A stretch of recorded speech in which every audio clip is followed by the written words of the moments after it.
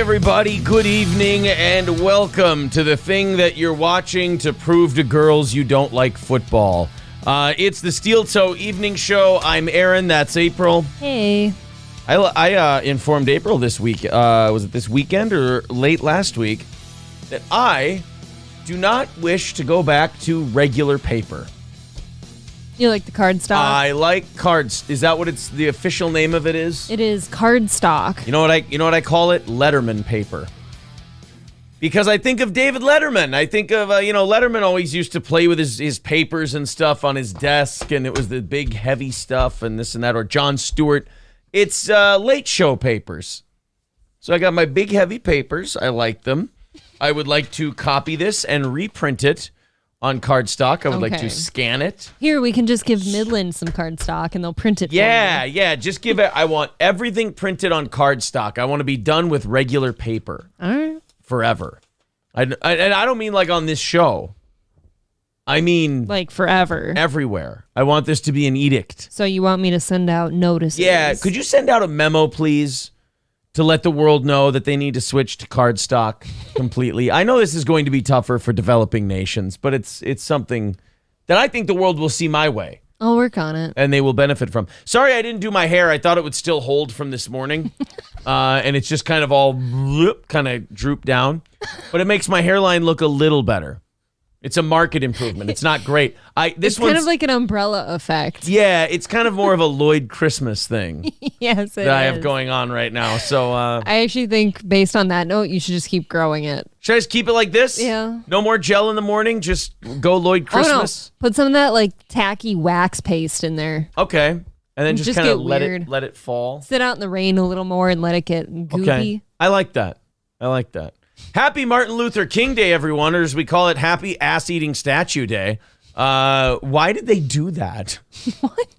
You didn't see the Martin Luther King statue yet? No, I didn't see it. Oh my God! You're like the last person I'm able to show this. I haven't been on anything. They today. put one out in Boston over the weekend, and it looked like a guy eating ass, or it looked like a dick or a turd. It did not look like Martin Luther King. Dude, I've seen the Martin Luther King statue in Washington, D.C. It's pretty cool. Sure. This is that white one. Yeah, ironically. Ironically, the white one. See, like there's a guy just burying his head in an ass. That's definitely eating ass. Yeah, that's an eating ass statue. Why would a dick, or a bendy dick. Why would you do that? Because you don't like black people, clearly. You think that... oh, my God. Yeah, black people don't matter as much, so you can make their statues look... Like, Lincoln's statue gets to be like a man sitting proudly in the Lincoln Monument. The Lincoln Memorial. That's what I said. I said memorial. The Lincoln Memorial. Looking over the big pond. Then there's the... Like the Jefferson Monument is like this big... No, that's the Washington Monument is the big obelisk, right? Yeah. Jefferson's the little round one, right? Jefferson's like the rounded one with the columns. Do go on. Isn't that the Jefferson Monument? I don't know. That's the rounded one, like it looks like a gazebo. It does. The Jefferson Monument looks like a gazebo. Jefferson Monument. There you go. Yeah, that's my gazebo building. That's a big-ass gazebo. Right. That's pretty fucking cool. And then they got a statue of Jefferson looking like he's either the boss man from Grandma's Boy with the leather coat, or he's about to go waste some fucking redcoats. That's pretty badass. And then they build one for a black guy, and he gets the ass-eating statue. That's not fun. It's kind of fun. I mean, it's funny. Yeah, it's just. Hold on, though. It had to be awkward for everyone watching. They're like, "Am I supposed to clap and not pretend this isn't what it clearly is?" I just kind of feel like, weren't we done with monuments? Weren't we tearing them down and all these things? Just the racist ones. We had to make room for the black ones. But now they're all black.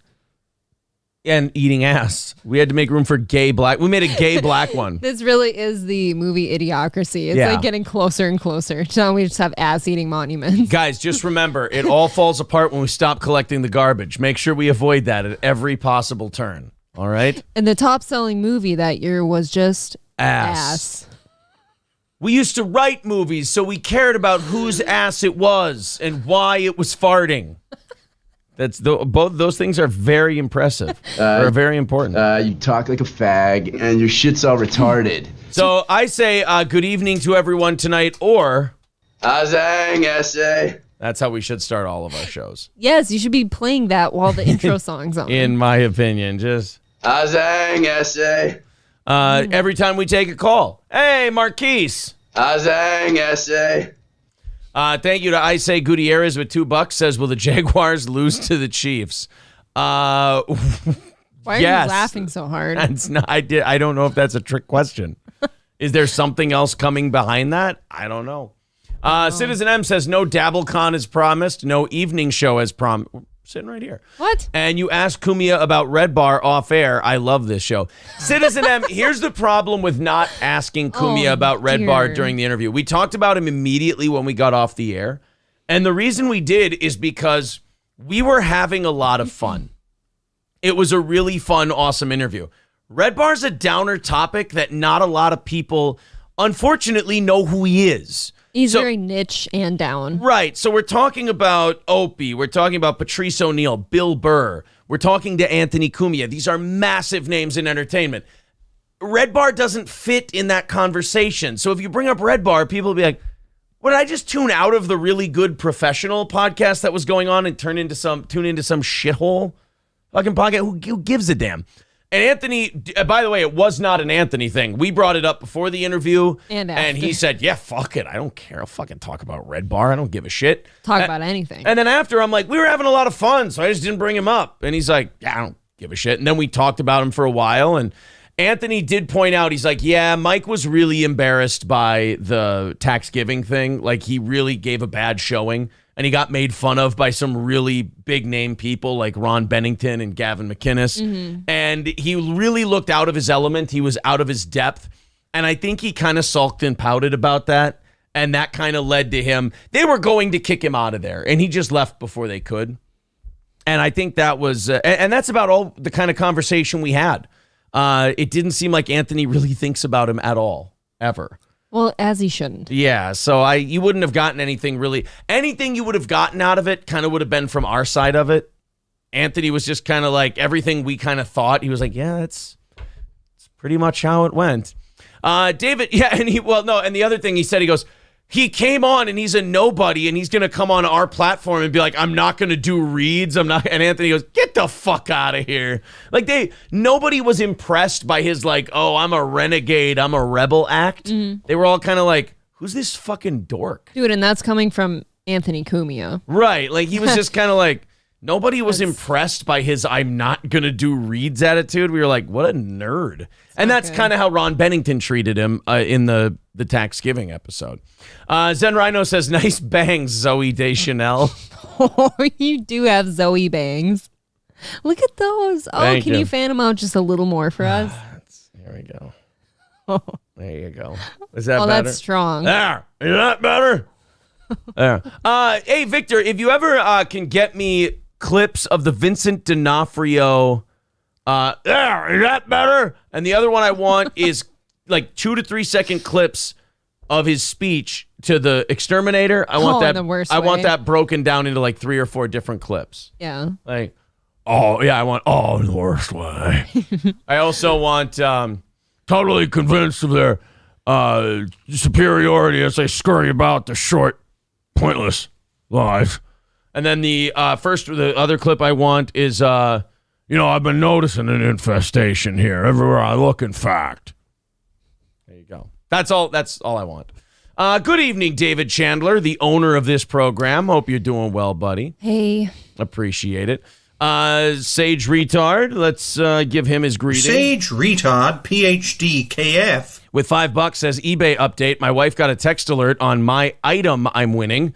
She doesn't understand that Shaka Zulu needs a girlfriend. Aww. Yeah, I have not shown April that yet. I didn't get to see it. I'm not going to send it to you I'm not going to show it to you unless he gets it. I don't want to let you down. I thought I was Shaka's girlfriend. I don't want to let you down if it doesn't doesn't go through. Speaking of Anthony, I got a DM from E-Rock today. He said, oh, Anthony talked about you again on his show today. And every time E-Rock says that, I kind of go, oh, is this the time where he goes, that guy's actually kind of a fraud. I hate him. I know. That does make me nervous. No, he said he talked about us nicely again. They were shitting on Opie again, and then he brought my situation up. And, he's like, oh, yeah, a lot of my fans love Steel Toe. And I was like, hell of an endorsement. Oh, you heard it now? Yeah, I caught it just before the show started here. Okay. He goes, and a lot of the fans here watch Steel Toe. And I'm like, attaboy, Ant. That is a great endorsement. So the full interview is up over 20,000 views now. It's by far our most watched thing. We appreciate that. I'm also going to cut some clips out of it because there's a lot of the comments I'm seeing from people are, where do they talk about Patrice? That's a big one. So I'll cut out the Patrice part.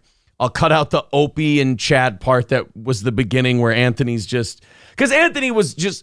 We kind of let him go off on both of those two. And it was a lot of fun to go... To like, people we shit on to watch Anthony go, oh yeah, I stamped that 100%. Here's how big of a doofus those two are. Well, he's had a lot of experience with them. Yeah, I really liked it. Thank you very much, Sage, for the $5. Appreciate that. Thank you. 150. We're only at 150 tonight.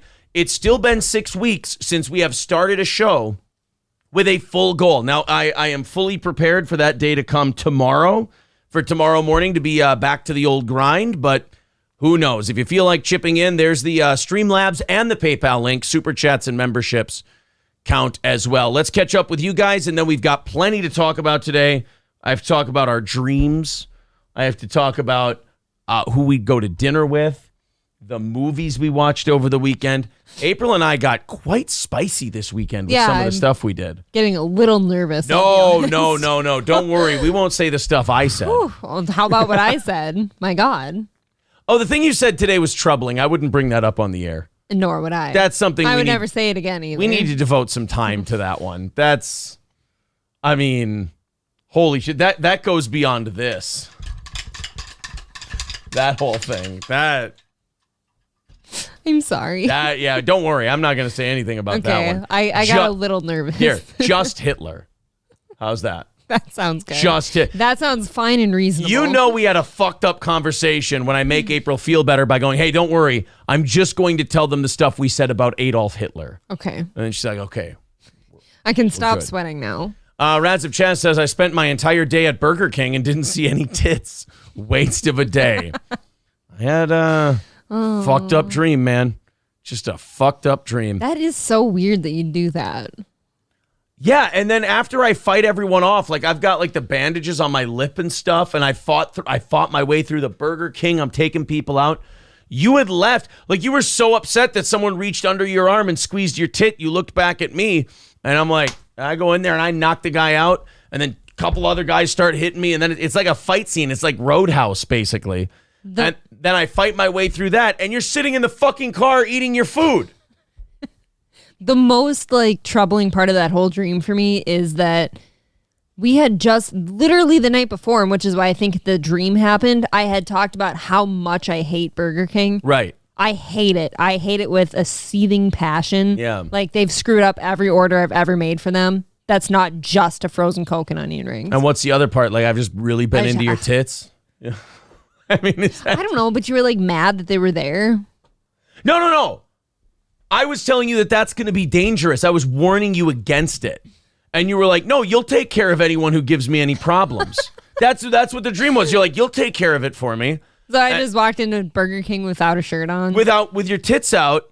And you go up there to order. And I'm noticing everybody I'm noticing snakes. And I'm just like, oh boy. I'm just kind of going, who am I going to have to fight? And then one guy just walks up, reaches underneath your arm. Like you're like this. That's really close and personal. And he reaches under your arm and squeezes your tit and goes, what are you doing? And then you look back at me and I'm like, hey, bam, I just right-handed the guy. Oh, let me see. Not good. Really? Not God. good. Not good. That's really upsetting. Why? Oh, now you're really mad about it? Well, yeah. Why are you dreaming these things? That's just, no. That's like a come from behind, reach around too. That's really personal. That's not just walking up and... That's don't worry. There were all spectrums and all kinds in this. I was fighting them all off. They're all touching? They were You're all not doing a good job of getting once there. one person did, everyone started coming toward. And that's when I started throwing and throwing and throwing and throwing. I fight everybody off. I get back, you're at the car asking me like, it was like, what took so long or something like that. You were surprised I wasn't there earlier. That was my dream. Well, why are you still in there if I'm in the car? I was fighting everybody. I was There's just no taking point to them all fight out. if I'm not in the car. I'm taking them all out. I didn't know you were gone. That's all it was. It was all my master plan to get some fucking peace and quiet in the car. Yeah, you just wanted to go to the car, apparently. Oh man, let's continue on. So I'm not gonna talk about the other part of the who would you have dinner with thing, because that was fucked up. And we're gonna get you a doctor for that. And you don't have to worry about it. Okay? But they're just my friends. I know that's weird. They can be our friends. No, I don't want any friends like that. That's illegal, by the way. But it's unconstitutional. It's just binding friendship. No, that's not friendship. Let's go to Citizen M. He says, "Shots fired, guys. I'm just kidding. I was never going to fucking DabbleCon." I didn't think so. Somebody called you a cuter Dwight Schrute. I'll take that as a compliment. Very nice. Hello, Justina. I've seen you say hi to us twice so far, so I'll say hi back. I just want to be a nice person. Kenneth says, my wife says Aaron is wearing a toupee. April, give a good tug on that. Go ahead. Ow, fuck my ass. You're actually going to pull my hair out now. There we go. Ah! It's really Guys, on look, there. Oh, it's really on there. It'd be funny if I just came out with a handful of your she's got cancer. Are you fucking kidding me? Get a haircut or a real job. Your choice, says Whiteat. Sorry. Rads of Chaz says, yeah, you totally bailed on Stoney's, loser. Yeah, we stayed home and watched the game. Did we ever commit to that, though? We said if we go, we would. And we didn't go. Here's the thing. We had to drop the kids off by the time the game started, and then by the time we'd get all the way out to Stoney's, it's like we're missing a huge chunk of the game. It was all bad. Phoenix, thank you for the 1488, says, you said what about Hitler? We'll get there. Don't worry. 140 away from tonight's goal. Brown Candy wants to know, am I Dalton or Wade? I didn't rip anybody's throat out, but I also didn't die, so I don't know. I actually like Wade better in Roadhouse than Dalton. Dalton's ripping people's throats out. That's fucked up, dude. It's badass. I mean, he may be a good guy in that movie, but good guys don't do that. I just didn't like how weird that movie got, like, out of nowhere. Right, like it was like, It was like a fun bar fight, and then suddenly we're ripping throats out. You know what's a great, like, small town corruption movie that doesn't, like, outgrow its scale? Tombstone? Walking Tall with The Rock. You know, it's a corrupt guy who owns a casino, and it stays a corrupt guy who owns a casino. It doesn't go to, like, and then if this happens, there will be no more of that. Like, that just got out of hand, that whole movie. Yeah. And then there's a guy, karate guy, fighting Dalton, and Dalton's only move is just grab him by the neck. And because that's what people do. I mean, that's totally possible if you just grab someone's neck and totally just tear their throat out with your bare hands. That's something people do all the time. I mean, Lloyd Christmas reached in and grabbed a heart. That's true. That was a fantasy, though. He set the bar high. Yes, he put it in a doggy bag while the guy was just... Do you want to know something? What? I've watched that part of that movie maybe twice ever. Like, I always look away. Really? Or blink really hard. People are saying about my dream at Burger King, they're saying I was... Oh, my God, he's like a black woman in a Wawa. Dream World April is not appreciative of your Herculean effort. No, she really wasn't. I'm sorry. Justina says, hey, Aaron, I clicked on your About tab, and it says your... it says this? You talk like a fag, and your shit's all retarded. Oh, okay. Do you want to watch it again? Maybe. Brittany says, I always go to Burger King with my tits out. Is that not okay? I mean, I feel like depends they on don't how know you the feel about difference. getting groped. You know? I don't know. It's totally up to you. Was this dream before or after everyone on Who Are These Podcasts called April Hot? Because that would explain a lot. I wasn't on that show. Well, me, Zane, producer Chris, and Carl, yeah, we all commented that April was very attractive. Although I don't know if Zane knows. Zane might not have said it. Unbeknownst to me. Zane might not have said it, but Carl and I did. Carl said that? Yeah, Carl said you're attractive. Sweet, cute little Carl Well, said he didn't that? say, like, she's fucking hot. He said it in a very nice, It's professional, almost like I want to see way. him more like wholesome than that. He was very wholesome about Okay. it. You're trying to say gay. He was really gay about it. No. Yeah. You know. He was, yeah. It says on your chart that you're fucked up. Mark says, did she wake up mad at you because of her dream? I dated a girl who woke up and was furious with me for 3 days because I kissed another girl in her dream. Dude, Aaron's fucking other girls in my dreams. Am I really? Yeah, you've had sex. I think there's been 2 dreams I've had in the last year where you're having sex with somebody, not me. So we are 1,000% the 2 most insecure dreamers in the world. I guess. I'm punching guys for grabbing your tits, and you're watching me fuck people. And I'm getting paired up in my dreams like often now. It's happening almost every other day in my dreams where I have to get paired up with a guy, and it's never a guy I want to be paired with, and I don't know who he is. Is that weird? Like, what does that mean? You guys, help me. I have no idea. I'm starting to think all the things like me fucking other people, me fighting people over your tits, and then you getting paired off with farm boys from Litchfield. Yeah. I'm starting to go with that whole dreams don't mean shit thing. I don't know, because in those same dreams, it'll start with like your family yelling about how much they hate me. And I feel like that obviously means something. Okay. Did you come, Aaron? You know what? That's such a long time ago in the chat. I don't know what that's. Did you check the bed? Like to. maybe you came like in the bed from the dream? Maybe, because I was beating the shit out of people.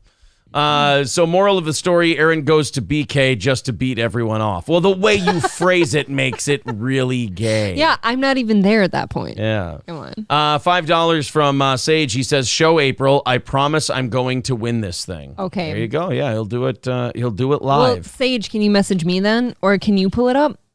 I don't want to. Okay, so he says he's going. It's he a says he's going to guarantee. win it. Show me the damn doll. Okay. Oh yeah, BITW Awesome has his fan. We didn't include his fan fiction. I think he's upset about it. Okay. He goes because technically, Aaron and April are technically boyfriend and girlfriend, not husband and wife. BITW Awesome. I think his fan fiction is either we were never really married, or we're not married anymore, and that we're now just carrying this on for the show. It's kind of fun to make him wonder. Yeah, right. That's kind of you know what? No matter what, you're right. How's that sound? One way or the other, he's on to something. You're on to something, buddy. All right. Don't abandon that, don't abandon that line that you're on, because you got something there. Now, there are plenty of tards out there living really kick-ass lives. They are good drops. They're so good. They are pretty and good. you could do so many more from like the end of that movie. Right, yeah. That was just the beginning. Halata Vagina says it's a cover for his gayness. See, there's a lot of that fan fiction around there that, put it all together. I'll say, though, that's like the most long-standing that's fan fiction of all time is that I'm a beard for you. Yeah, everyone's a beard for me. That's a long-standing cover. Your other wife, your other girlfriend, and me. It's a long-standing. Your non-wife. We're all beards. The beard thing stretches generations. The beard gets longer. The beard gets long. Some fan fiction, you're really incestual siblings. I don't know why that one gives me a boner. No. That one skeezes me out the most, I'll say that much, and I've heard that before. Like, oh, those two look like brother and sister, and they're fucking. I thought that was the fan fiction between Johnny and I. Zen Rhino says, BITW crossed over into creepy stalker guy territory a long time ago. You guys might want to look for restraining orders. I mean, He just writes romance April 50 times a show. There's nothing wrong with that. What does that mean? He romance April. What does it need to mean? But what happened that he crossed the creepy stalker territory? Did I miss something? Zen's just looking out for us. BITW says, because April's a waifu and or celebrity crush. See, that's where the fan fiction comes from. I'm your celebrity crush? No, everyone else's. So, you can't be married. Like, it's like the Amaranth stuff with her fans. They kind of forget she's married. They just kind of black it out because that gets in the way of what they're thinking. Okay. See, so you can't. It's a big old roadblock. Yeah, you can't be married. Ew. I'm surprised this doesn't happen to you more over me. What? I'll be honest. People just pretend you're not married. The audience is 7% female. Who's gonna? The men that think you're gay. Oh, they want to fuck me. Right. Would you fuck me? I'd fuck me. I'd fuck me hard. Shades Cal says, Aaron's we just had sex hair. Chad is stewing somewhere. Dude. Whether or not I've had sex today, Chad is stewing somewhere about something. That's just the way he is. Brittany says, love Justin Long, underrated. Just watched 3 horror movies with him over the weekend. Give us the names. I'd love to watch Justin Long in a horror film. I like Justin. I didn't know he was in horror films. If Aaron has sex with Johnny, does it make Aaron robosexual? Dude, if you could pull off having sex together, I'd almost be impressed. I don't know how that works. How's the logistics of that work? Because, okay, if we're going to go for this, he can't stand up enough to like be bent over something, no. right? And then he can't be like giving it to you because that would require legwork. Oh, boy. So like, I don't know how that works. You guys need some help. You need assistance in your sex. You have now. People are figuring out the Johnny thing. Oh no! Oh, you'd have to wheelbarrow Johnny. This is not good. This is. We got to get away from this. I bet he has awesome arm strength. We gotta tap out of this immediately. I have and so a many, lot of charisma. I have so many things I want to talk about tonight, and this was definitely not one of them. 135 away from tonight's goal. Let's see if we can knock that out. There's the Streamlabs and the PayPal. Pretty small goal for tonight. I think we'll hit it. Yes, we will. Somebody's suggesting a sex swing. Leave that crippled dude alone. Oh, no. Aaron has down their hair. That's okay. Ew. We're Oh, my God. We're starting to get very... Johnny lays on his back and Aaron takes him to heaven. God. All right. While he wears his shirt. Couple of things. I got to get out of the chat now. I got chat cancer myself here. He's getting a boner. Let's, it's just my erection is far too big. It's going to flip the computer. So April and I were talking about, April brought this conversation up this weekend. I think it was yesterday.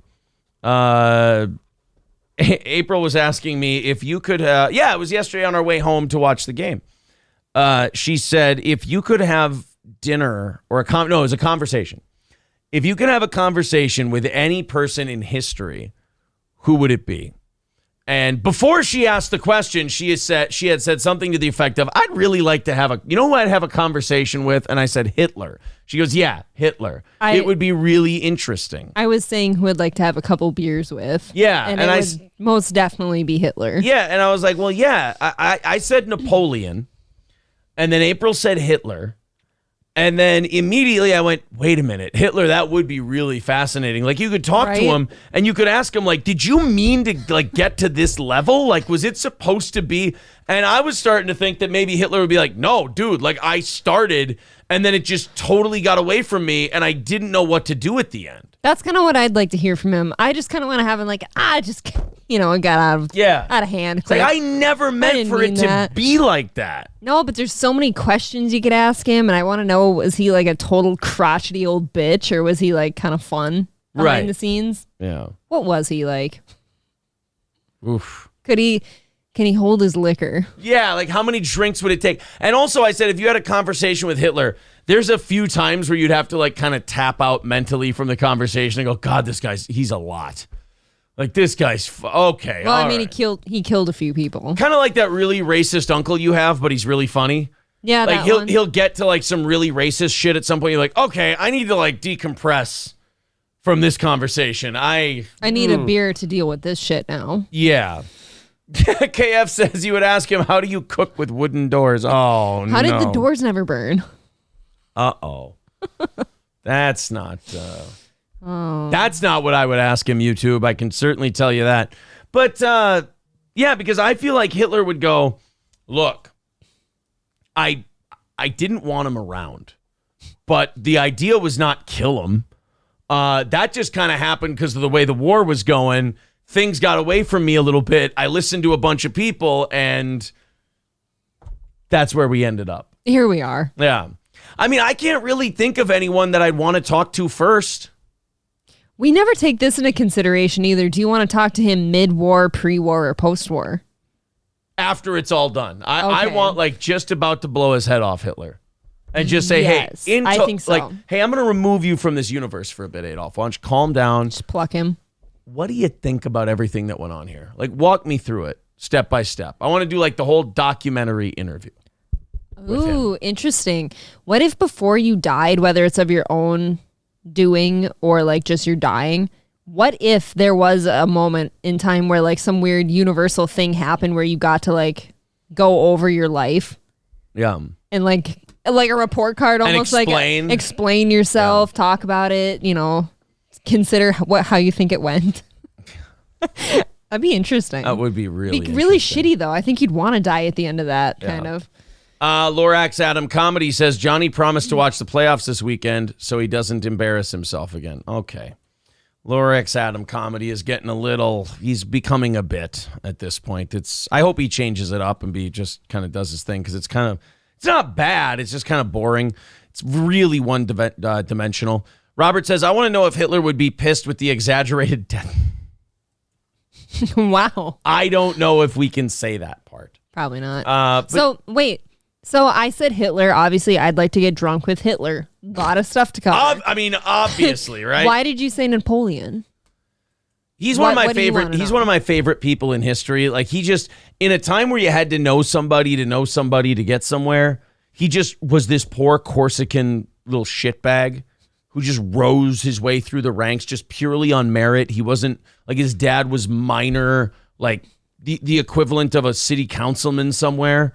Or a delegate, and then Napoleon just rose his way up through the military, and then, general, and then commander, and then, first consul, and then emperor, and just conquered everybody, defeated every great nation in Europe, and set up this amazing system, wanted to get rid of all the monarchies, and then almost did it. If he would have stayed away from Russia, he probably would have had the thing accomplished, and just, came up that short. And what Napoleon did set the stage for everything that happened the next, let's see, in 1815, the next 130 years. It set the table. Well, you and I kind of said, too, without the doings of Napoleon, Hitler doesn't happen, right? And didn't Hitler rise to power for nothing? You would kind of, the shockwaves of what Napoleon did would set the world up for World War I and then World War II. For example, Britain and France are not allies if Napoleon wins. Sure. So you don't have the allies and the Central Powers. So you don't have these allegiances before World War I that ends up causing World War I. Also, Eastern Europe probably under some kind of Napoleonic influence, so you don't have the politics of the Austro-Hungarian Empire. So you don't have all the Gavello Princeps, Archduke Franz Ferdinand shit going on that starts the war. Yeah, you probably don't get World War I. You probably don't get, then you don't get Hitler. So it set everything in motion. It set everything in motion. Ooh, another thing I'd like to ask Hitler is, if you had the choice, would you do this all over again? Right, yeah. I'd kind of like to know, based on the outcome, would you do this again, or would you kind of back? Would you change a few things up and give it another shot, or would you maybe paint a little longer? What do you think? Just maybe sit the next few plays out. Yeah, M.A. Mahalik with $10 says, I'd like to talk to Gavillo Princip, who assassinated Archduke Franz Ferdinand. I'd warn him of his actions and the atrocities it leads to, including Hitler. That's probably a nice thing to talk to him about. Maybe see if it would touch him somewhere in here and get him to stop. So $130 away from tonight's goal. If you feel like chipping in, there's the PayPal and there's the Streamlabs, and of course Super Chats and memberships count as well. Okay. The other thing we did over the weekend, aside from, talking about who we'd have dinner with if they were still alive and whatever, was we've been on kind of a horror movie kick. A little bit. And I'm sorry. M.A. Mahalik with $2 says, "Fly, Eagles, fly, go birds." Ugh. Yeah, Sorry. I agree with that. Gross. All right. So there's a bunch of horror movies we've been watching recently, like good ones, thrillers, and then just dog shit ones that are funny. Yeah, cheesy ones. Like, I want to show her Final Destination as soon as possible because they're so bad. But April, there was one she walked out on in theaters years ago, like 7-8 years ago now. So 2015 it was in theaters, and I did not finish it. I think I left with a half hour left. Was it before or after high school? Because I saw one that said 2013, one that said 2015. It was most certainly after I was in college. It was 2015. Okay. Yeah. So The Green Inferno is a movie about a bunch of college kids. And there's this college freshman, and she sees this social activist group that wants to, create change in the environment, and they want to save the rainforest and, the indigenous tribes and fuck these corporations, man, and all these builders and mercenaries and shit. So she gets hooked up with this group that devises a plan that they're going to go down to Peru, they're going to go down to the rainforest, and they're going to stop this developer from wiping out this tribe. Bulldozing everything.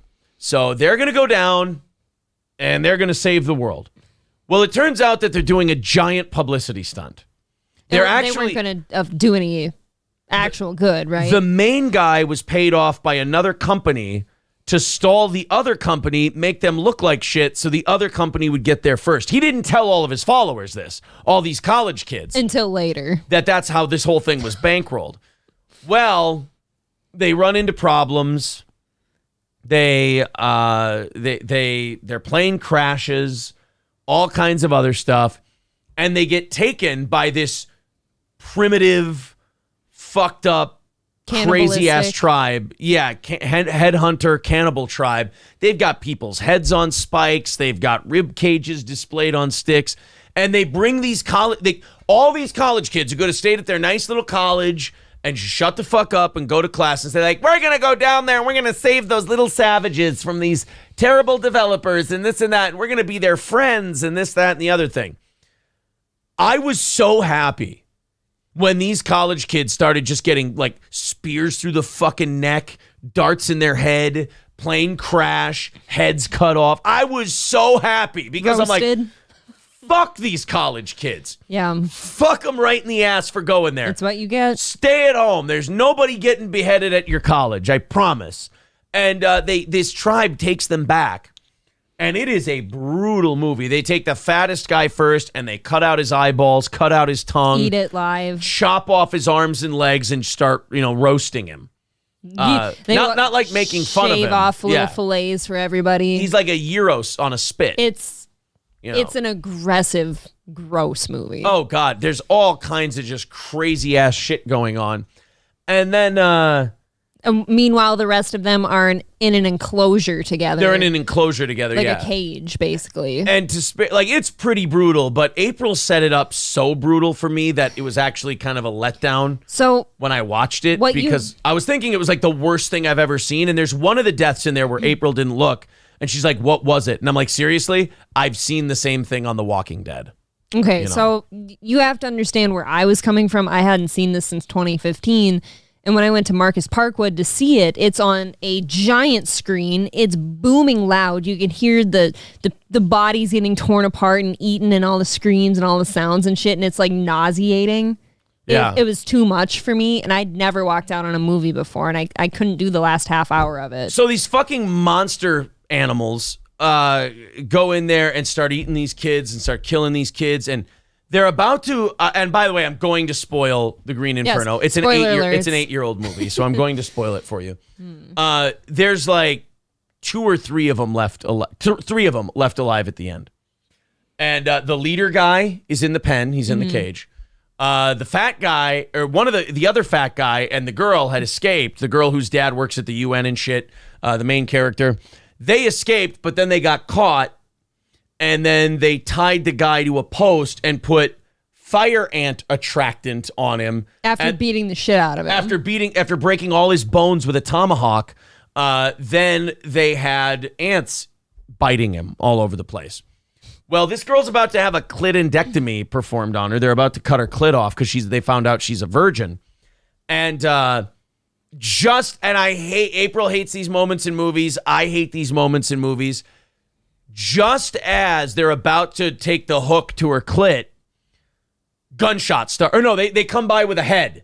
Head with a hard hat. Hard hat. So it's a contractor's head on a stick. And they're like, oh, these guys are coming. And they can't speak English or anything, but they're like, oh, in their language, these guys are coming. So they all grab their spears and they're going to take off and all this other shit. This little kid who this little girl was showing how to play the little whistle she had on her neck. He gave her the whistle, so the little kid came and untied her when everyone left, and then she kills the woman who was going to do the clitendectomy to her. And the little kid leads this girl away to safety. And she runs through the jungle. And as she runs through the jungle, we see my favorite part of the fucking movie. It is where the heroes are conquering the villains. These fucking Central American savage mercenaries are just mowing down these cannibal fucks. These primitive, need to be wiped off the face of the earth assholes. They're just wiping them the fuck out, and it's awesome. The dumb fucking bitch stops them. She stops them and like, I'm filming you. She's holding a dead cell phone. Yeah. And they get her off to a chopper and allows the tribes people to get away.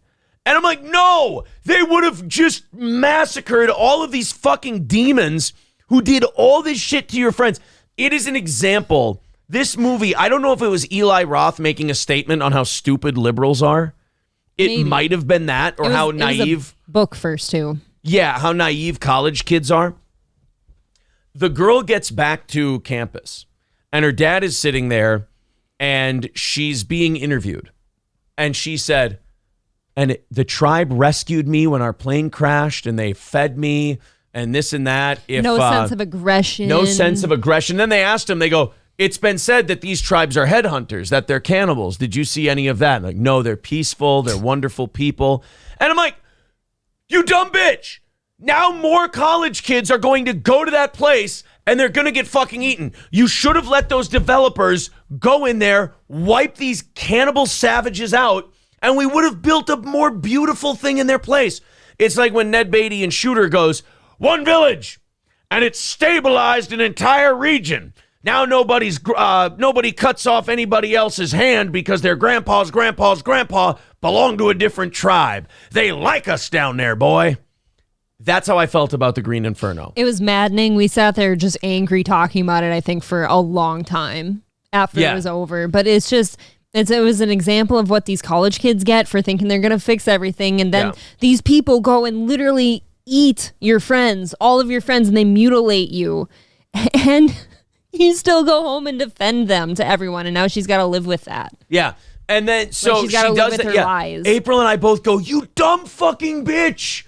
What are you doing? They will wipe them out. They will napalm these people, and it would be great. I was watching that movie, and while I did want those college kids to die for being so stupid, I wanted them all to be eaten.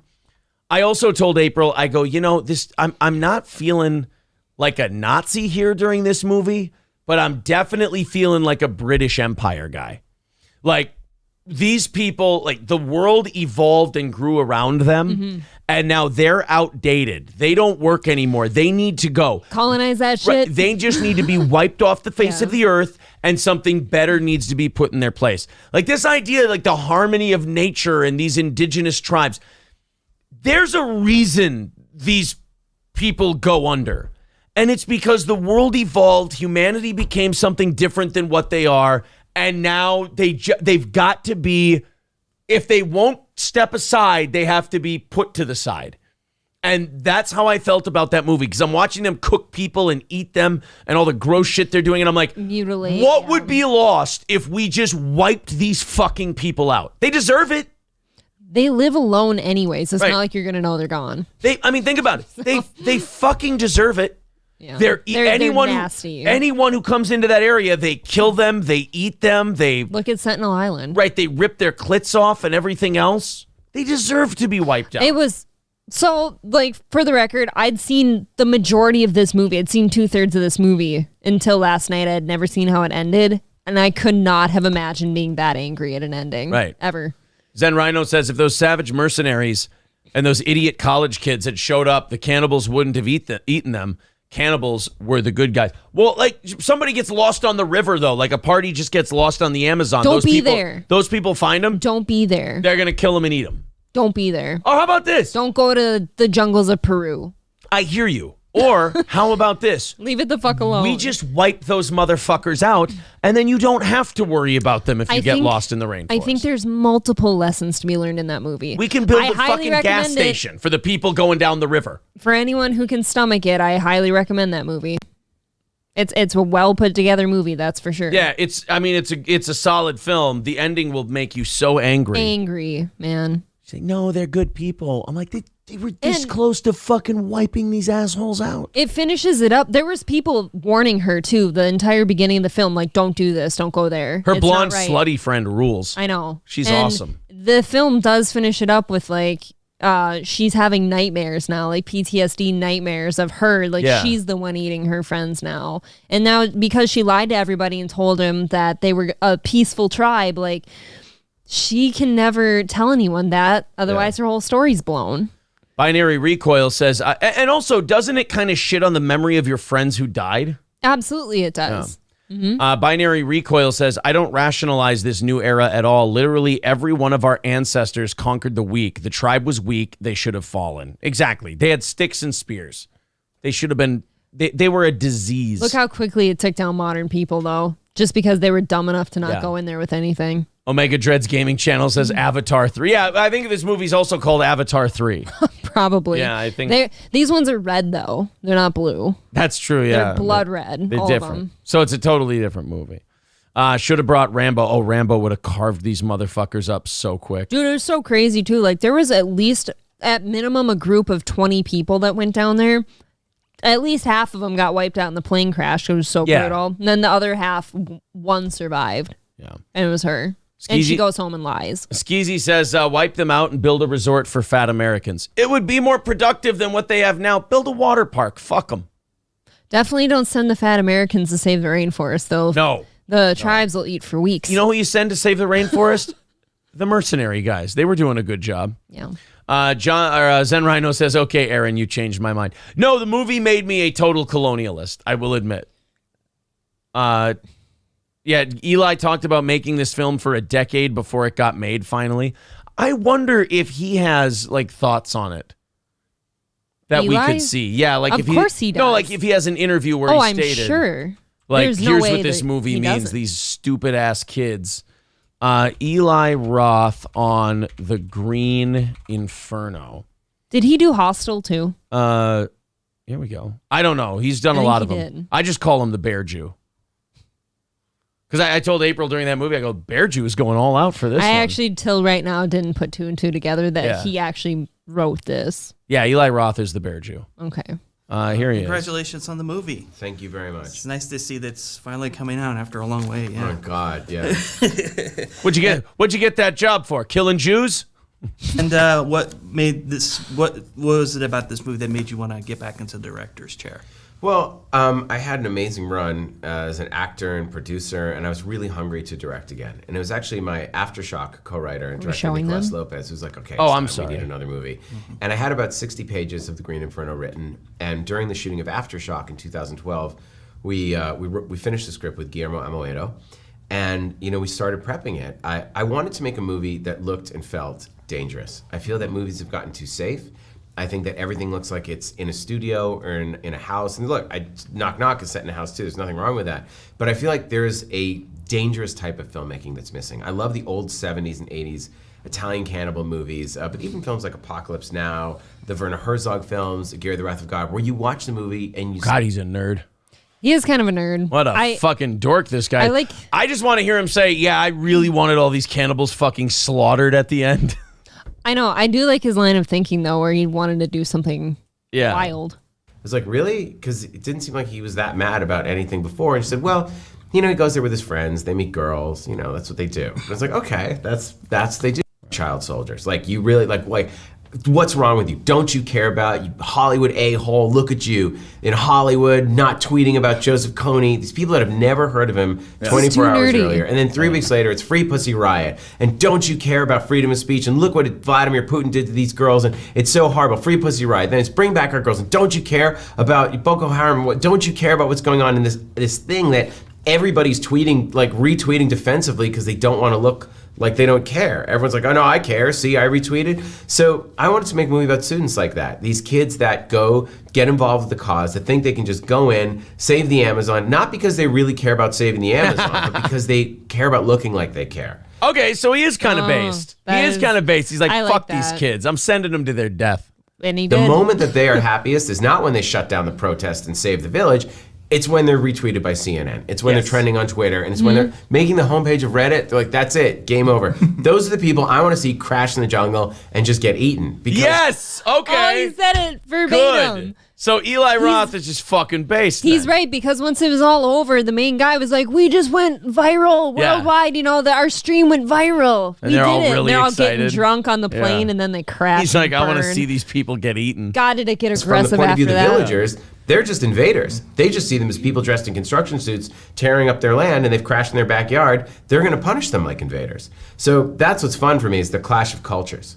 Yeah, absolutely. Yeah, and speaking of the villagers, it's fun. It's fun to watch them sort of like going through a dead body and tearing it apart like it's just another day at work. Where's the fun. white work? I mean, the village Is it had to fun? be a real functioning village, and we found this amazing village in Peru, and the whole village got in on the making the movie, and What? they loved it. It was so So they much were fun. real. We had to conceptually explain to this village what a movie was. They're so cut off with no electricity. Many of them had never seen a television before, let alone a movie. A lot of them have never left the village. They're too isolated, and the village does not have a boat. They have little canoes so they can go to the neighboring village, but that's about it. So, for these people, So that was the real village? So that brings me to when we were watching the movie and you'd pause. I said one time, I'm like, I wonder who they got to play these people because they look ethnic, like they look real. That was a real village. The extras probably were. Like the actors who had speaking parts were probably No, actors. he just said that was they found a village in Peru and had to explain to them everything, and they used them. I don't know if the guy with the tomahawk, he was an actor. Because he's credited in the movie as an actor guy. I'm thinking the What does it extras, matter? Like, have the the whole extras in the village and village stuff, were though. the villagers, I think. The red ones probably. Even though they'd never seen a movie, they are storytellers. So they got that we were telling a story, and everybody got into it. And that was the idea. We were cutting up the bodies. And then they ate my 2 assistant directors, and we had to explain to them, no, guys, we're not really eating people. You have to cut that shit out. He was just saying they're just cutting up the bodies. Mm-hmm. and- I just said, just make it like it's a kitchen and you're salting and they're singing their songs and they're talking. And that's what makes it so sick, is that ultimately we are just pieces of meat, that we can be intelligent, thoughtful creatures. We can write, we can create, but ultimately at the end of the day, we are worm food. Worms are just going to see us as meat and eat us. And that's a terrifying thought. I think that's what's so scary about sharks, is that a shark will eat you. That idea of being eaten is this primal fear that we have. completely my brain. And in a strange way, and I think that's why zombie movies are so successful. It's the fear of being eaten and turning to wanting something that eats. The truth is, if we could all just stomach cannibalism, we'd probably cure world hunger. Okay, now he's funny. I like Eli Roth. Oh, that's rich. I think the whole girl lying to everyone about the cannibals, I think that was his commentary of like, these fucking college kids, these pieces of shit, these dumbasses. Right, he But he just did- wanted to drive it home how fucking stupid they are. Yeah, he did kind of like the villagers though, because he's like, fuck them. They were invaders and they treated them like invaders. Mm-hmm. I did still want them both out. So to him, then the villagers were the good guys in that. Yeah, for sure. Screaming Jay says, Kevin Brennan shit on you both. Who doesn't Kevin Brennan shit on? Kevin is one of the most miserable people on earth. He's shitting on everybody. He shits on the things he does and the people he does shows. He shits on the own shows he's on. I I don't think it matters, but I do kind of want to hear like how he shit on us. He Like, always in does. In what way? Like we're ugly or we suck? No, he's not even shitting on us. He just goes, they do a lot of shows. Like I listen to Misery Company, and he just goes, he's like, they do a lot of shows, and then he says camel toe. Here's how I know that Kevin doesn't really dislike us, because his insult of us is so hack and like shitty beneath him as a comic, like camel toe and shit like that. It's just it's shtick with fine. Kevin. Yeah, Kevin is just shtick. You don't take anything Kevin says seriously.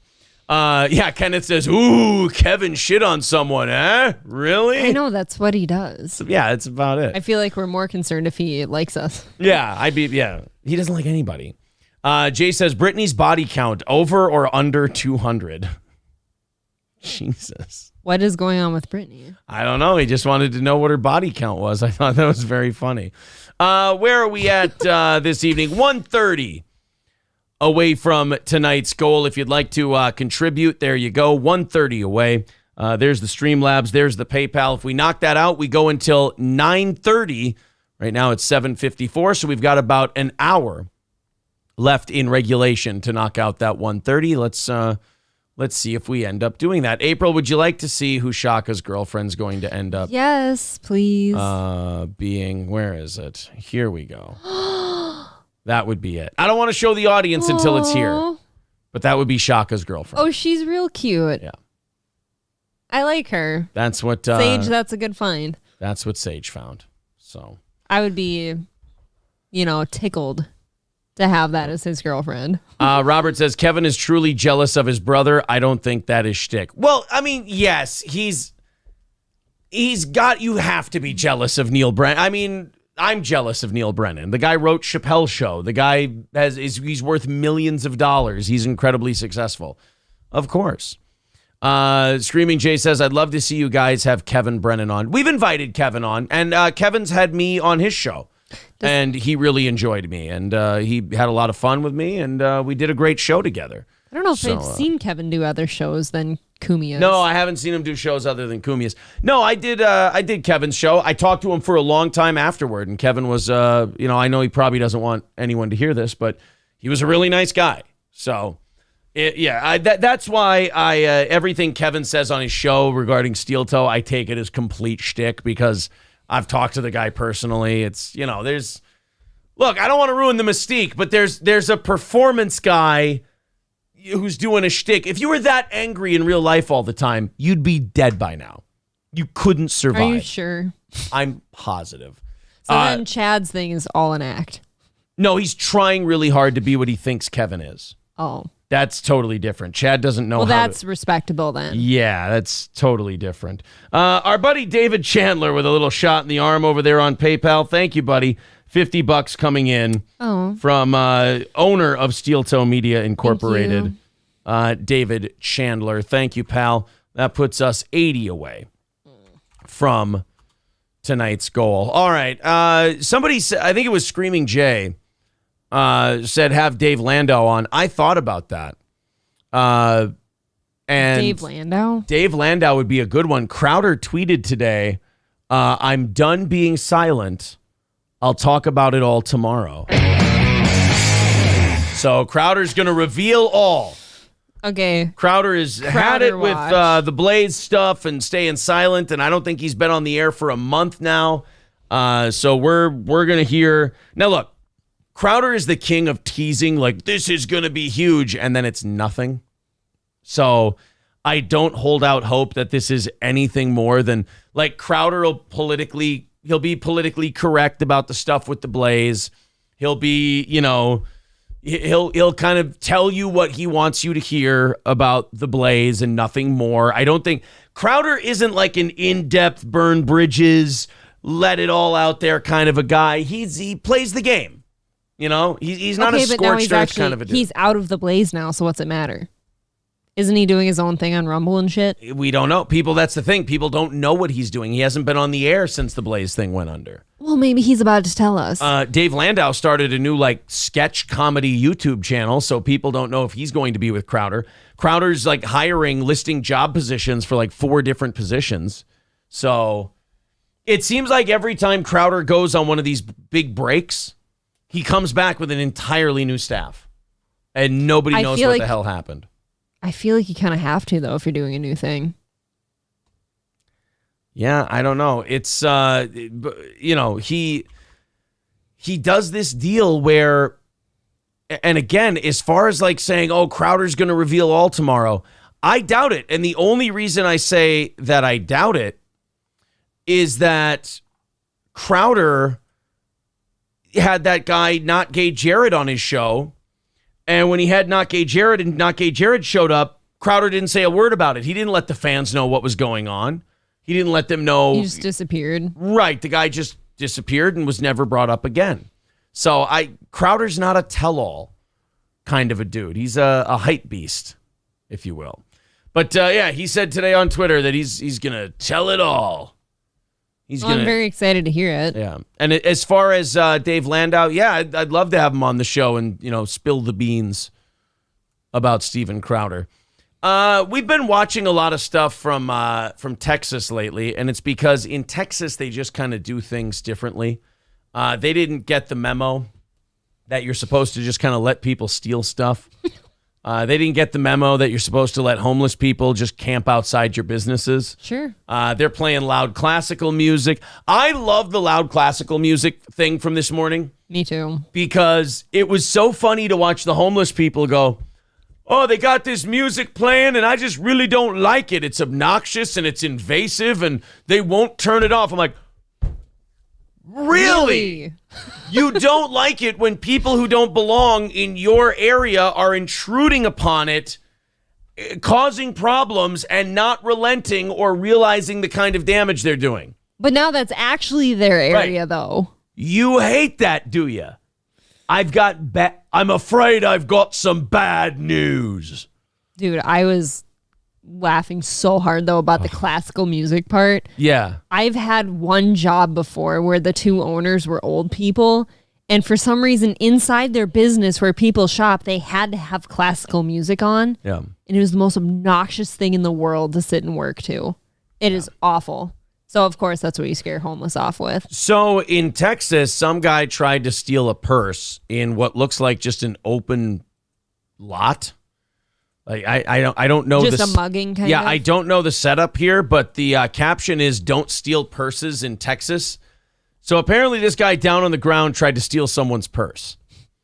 And when that person yelled out that someone was trying to steal someone's purse, this person here drew a weapon.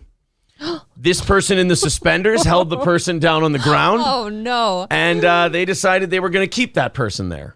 Oh, I think that's the guy from Letterkenny, actually. Oh, that's Squirrely Dan. Squirrely Dan. Yeah.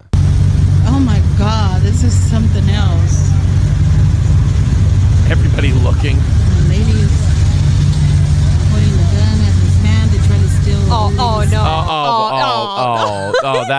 no. That doesn't look. Do we need to talk about it, or are we just going to let it sit there? Oh, boy, that's not good. Mr. Stone Cipher. Have Marsha and her bitches send D'Artagnan here to heaven. That's what it looks And that's like. Marsha and the bitches, Yeah, right? I know, and that looks like Mr. Stone Cipher. Oh, this ain't good. There's Monsieur Candy. Oh. That's not good. God, everyone. Sir, this is a Wendy's. Yeah. Kind of fucking. Here's poor D'Artagnan right here. Oh, this isn't good. He's just looking for my stomach hurts, so I'm looking for a purse to snatch. What a weird place to steal a purse. Oh, it's probably over here by this shit. And then he ran. Porta potty. Yeah. And then he ran, and then Mr. Stone Cipher caught up to him, and they treat him. And Came across my truck and jumped. Oh, there he goes. Oh, my God. Did you know that was coming? What the fuck? Was that a taser or a gun? That's a gun, dummy. I don't think tasers sound like that. Oh my God, this is something else. You can just do that?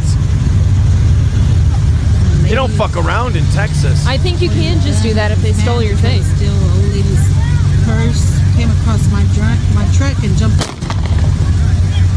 She just shot him. Oh Jesus!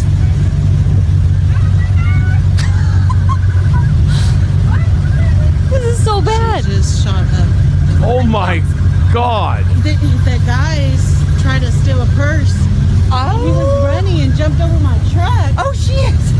Oh shit, you don't do that. But don't you think He didn't. that if more of that shit happened around the country, you'd see that kind of behavior go down quickly? Oh yes, very quickly. I've said this before. Nobody's going to take a bullet between the shoulder blades for some lady's purse. No, if we talked about those people that got away with, what was it, $2 million or $1 billion worth of $2 million in jewels jewelry, yeah. in New York or something, if you were allowed to pop off a couple, I mean, that shit stops. No one's willing to lose a life over that, I don't think. Oh. Right? That lady just shot fire up so he could stop. Yeah. He's stupid. Look at this chick. Yes. This is crazy. I noticed. I was calling 911 and they didn't. It took it. Oh, there. Okay, there's the and they didn't police. answer. She should probably stay there. They tried From to in the steal her store, purse. or what? She walking? No, it was right here. Oh, how scary! So is she in? I love these like wash women just talking their commentary on it. It's like, I know. oh, that is scary. Oh, so they just had a purse there and they were. Hold on, though. I don't think the woman who shot the guy can just be walking off set like that, right? She's just walking away. She's just another day just going to walk away to shake It's her Texas. head. The cops are like, ma'am.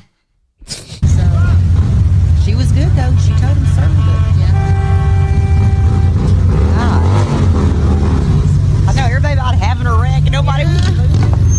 He jumped over Shaking hands. Oh, they're shaking hands and everything. Oh, that's fucking great. Wow. They're just shaking hands like, fine work, gentlemen. What an awesome state. God, that's great. Well, and then It the sign didn't in the look background, good, but- welcome to America. And the two Texans who shook hands while the perp was being handcuffed by the police. God, that is I hate to say it, that is a great story. Jesus. That is what needs to happen, though, if we're going to stop getting the robberies and looting and shit. Definitely ain't worth the purse snatching. Like, think about shit. this, like that bodega owner that stabbed the guy in New York in self-defense, he got put to trial over that shit. Yeah. Isn't that fucked up? Well, the bodega guy, though, they did get the charges dropped on him. Eventually, Yeah. but they still had him going. Right. And then this person just gets shot and kind of shakes hands and, you know. By the way, didn't say in that story whether that guy lived or died. Nobody gave a shit. Just, It's purse snatcher. yeah, just a purse snatcher got shot in the back. That's it. Oh, that's They're all nuts. shaking hands. Good game. Good game. Good work. See you next Nice week. job. Yeah. Jesus Christ. You know, like there's after shooting beers involved. Oh, yeah. You got to, after you shoot somebody in the back, you got to meet up somewhere and just kind of Have a cigarette and a beer. calm your nerves a bit, you know? It's a good day. $80 away from tonight's goal. If you feel like chipping in, there's Streamlabs and PayPal for you. Just $80 away, so I'm pretty sure we'll knock that out. What is the, let me do a little Oh, you're checking in? searching. I'm just checking in. 7:26 left in the second quarter. The Cowboys are on Tampa's 16, leading 6-0. So Brady and the Bucks not off to a good start. That's pretty slow both ways, though. Yeah, but the Cowboys are about to go up at least 2 scores. Okay. They're about maybe 3. Hey, they no, it wouldn't be 3. It would They still be 2 missed that scores. extra point. Or they kicked 2 field goals. Oh, that's I'm not true. sure. They might have kicked 2 field goals. But right now they've got it first and goal at the. Oh, now it's 4th and goal at the Tampa 1. Oh, what do you do here? You What do you go do? for it. 4th and goal at the Tampa To 1. me, you always go for that. They're up anyways. You don't want to take the free 3 points? No. Let me see. I'm going to do a little here, guys. I'm going to Is do a Zeke little- playing? Oh yeah, Zeke's playing. Get I'm it gonna over do to him. A quick. They scored a touchdown. They went for it and got it. See? Always listen to me. 12-0 Cowboys. There's the snap. Who scored it? Handoff to. Oh no, Zeke kept it. It was a fake handoff. Zeke kept it and ran it in. I just called all of that. Or not Zeke. I'm sorry, Dak. Oh, fuck. It was a fake handoff and then Dak took it himself. Okay. And now it's about to be 13-0 Cowboys if they make this extra point. And then Brady. Yeah, I think that's. Missed it. Do you think Brady's going to wish that he had just retired and stayed retired? I don't know why he didn't retire after that I Super mean, Bowl. That was perfect. I know. So it's 12-0 Bucks. Or I'm sorry, 12-0 Cowboys over the Bucks. The Bucks can't get it. Get it started. They missed that extra point Yeah, again. they missed it. Missed it right. Is that guy missed fired? it left? Can't remember. Is that kind of late now? You've got the biggest games coming up here. You're missing extra points. I mean, not a lot of kickers left. You know, not a lot of guys you can just go out and get. And I don't know if you can add to your roster for the playoffs. I don't know if point. you're allowed to. I don't know. Thank you very much for the $2, Alex. He says Alex Bernal with $2. Thank you, buddy. Thank you. Appreciate that. A new study says trans people who are unhappy with their sex change surgery aren't real. They're actually suffering from internalized transphobia. You see, they don't really regret cutting off their cock and balls and switching to a woman. Yeah. They just hate trans people. The person who's becoming trans is actually just a bigot for regretting making such a giant life decision based on the pressure they get from society and other people. So we're all just mentally fucked then. It's really Right. funny. Yeah, it's really funny that when you say like, it's okay to regret anything else, but if you regret sex, you can say, oh, well, that woman was raped. You know, she Isn't regrets. that gross? You can regret sex. You don't say, oh no, you just have a phobia of consensual sex. You don't really regret it. But if you violate one of the progressive the progressive edicts of the things that are unassailable points, like trans, there can't be anything wrong with trans anything. There can't be any problems with it. There can't be any issues with it. It's got to be something else. If you're pro-life, you're anti-abortion. That type of thing. You can't say that, oh, I regret having a sex change operation. You must just be transphobic. It's not that the person just looked you right in the eye and says, no, this happened to me and I regret it and I wish I had never done it. Oh, no, that's not how you feel. You must actually just be bigoted. Yeah, that makes way more sense. The thing that I decided to do, like, you can regret a tattoo. People are fine with that. They're like, okay, I understand that you regret a tattoo. You can regret any decision you make in your life. But if you say you regret having trans surgery, then the politically correct ethos goes, oh, then you must just hate trans people. It's got to be the one thing that you're not allowed to regret. Okay, but do you know why they're being fed that? Because if you have any number of trans people coming out publicly and saying that they do feel confused or they're feeling regretful of what they've done, right, the whole thing's over. The whole thing collapsed. Yeah, it's they can't admit for a second. So of course, like, they're going to go to a therapist now and tell them, I'm really struggling with these decisions I've made. I don't feel like it was the right decision. Now they're being fed, oh, well, you've probably got repressed transphobia then. Internalized transphobia. You know. Yeah. A new study out of the Netherlands claimed that internalized transphobia caused transgender patients mental health issues and argued that their dissatisfaction with medical procedures was the result of outside pressure to conform to gender stereotypes. So wait a minute. You have resisted the pressure to conform to gender stereotypes to the point where you've had your genitals removed. But now after you have the genitals removed, you succumb to that pressure? Wow, maybe it is because they cut your balls off. Maybe now you got no balls, so you can't resist them. I don't know. Low T. But it sounds to me like a bunch of bullshit. The December 28th study investigated an apparent contradiction in the transgender medical field. That despite the common assertion that cross-sex medical procedures improve patients' mental health, many patients report continued mental health struggles after these procedures.